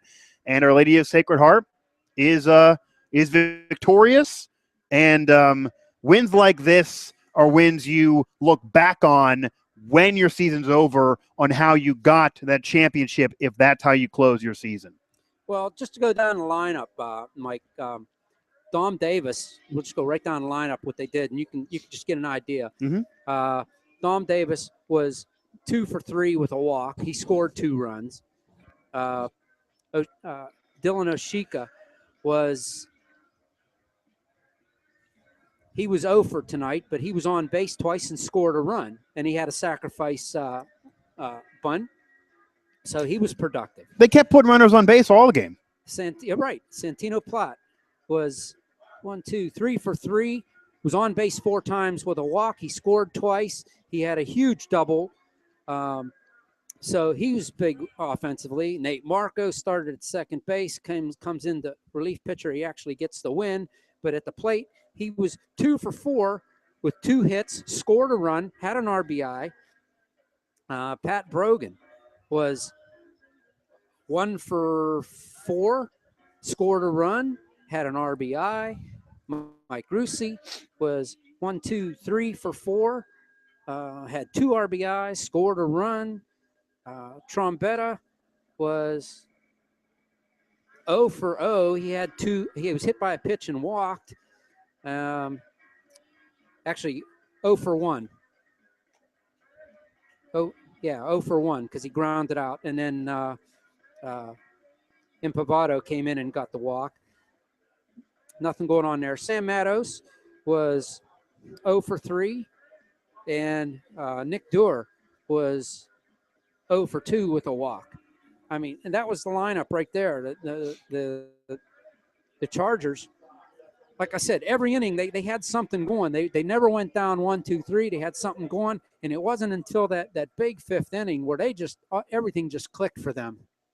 Once they got that run by, then it was just Katie barred the door. Yeah. For any of those cliched phrases, they all do justice here in this one. Yeah, they got that 6-run 5th inning, but before that, the 2 previous innings, they left multiple runners on. They had 2 runners on base and did nothing with it. They had multiple runners in scoring position, couldn't do anything with it. They kept getting runners on base. It was more of the same, more of that same recipe. Watch, rinse, and repeat. Once they kept on doing it, they eventually saw the runners come home. I mean, it was easy strategy because they knew they were going to get the same stuff from Quigley Catholic. They knew Quigley Catholic was not going to score. They knew what Marco was giving them. It's the comfort in knowing a pitcher like Marco. He comes in there, and when he's giving you that nasty stuff, when he's dealing, you know, hey, we just need some runs. We need to take the lead, and we're going to win this game because we know he's not going to let anything by, and if he does, it won't be too devastating. And that's exactly what went on in the last few innings of this game. The game was decided in those last few innings. Quigley Catholic got one late, but it was over by that point. And then those 3 in that 1st inning, besides that, it was a slow-moving game for them. Not as much activity on the base pads. Overall, OLSH outplayed him. Overall, OLSH should have outplayed him. And overall, OLSH got this victory, a deserved win. Right. But it again is a testament to how the season will go. Team building, and it showed a lot of chemistry in their team by coming back to get this win over a team they probably felt they should never have been trailing against. The amazing thing, not the amazing thing, the good thing for the Chargers is they should never be out of any games. They are loaded with pitchers this year. Just about 2/3 of the players on that team can step on the bump and throw. Yeah. So and pitching wins you championships. And pitching wins games. And none of them are just out there just throwing either. I mean, they're out there throwing because they can throw. So I mean, it's pretty much whoever Phil McGarren feels has the stuff going through that week. He can throw them out there, and you saw that today with Tallarico. He run into a speed bump in the 1st inning, but after that he shut Quigley down. Just run out with his pitch count got up, and he had to come out. And Nate Marco comes in, shuts the door, and just like Katie barred the door, like I said before, and it was all over for Quigley. They couldn't touch Marco until the last inning. They did get a run. They started hitting. And he also knows there's no reason to burn a bullpen because Tellerico allowed a few runs, but he's going to work himself out of it. They all have confidence in themselves. They all know each other. They know what's coming. They all know what they got in them, and he was able to work out of it. The damage wasn't too great. Marco came in there. Marco dealt. Marco got the win, and this offense eventually started to heat up. This eventually started to get these runners on base, and then slowly but surely eventually got the runners around. It wasn't long ball city. It wasn't home runs, but it was some balls in the outfield. It was a lot of running. They're kind of playing a little bit of small ball, but it got them the runs. It got them the win. They did what they had to do, and this OLSH team is only going to get better offensively. Yeah. Only going to get better offensively. So if they bring this pitching with an even improved offense that we will see in a few weeks when they get another big bopper back, it definitely could be a dangerous team that should kind of repeat in what they did a season ago and is still young as well. Well, that's the plan. But tonight, the OLSH Chargers come away with victory number 1 for season 2015 by beating the Quigley Spartans by the score of 8-4 here at Youthtown. It's one of many to go in a year dedicated to the soldier. Wounded Warriors. The Wounded Warrior. I couldn't think of it. It's cold, man. It is. I can't wait to get in my car and turn the heat on. And in tribute, as I said earlier when the game started, the Chargers are in their camouflaged uniforms today. And stay tuned because we'll bring it to you, obviously, here at Youthtown. But we'd like you to come out and visit. They're going to be having a Wounded Warrior Day here at Youthtown, big events, fireworks, the whole bit, and we'll keep you informed of that. So without any further ado, I'd like to say goodnight. OLSH wins 8-4. I'm OLSH alongside Mike Osti. Good night, everybody.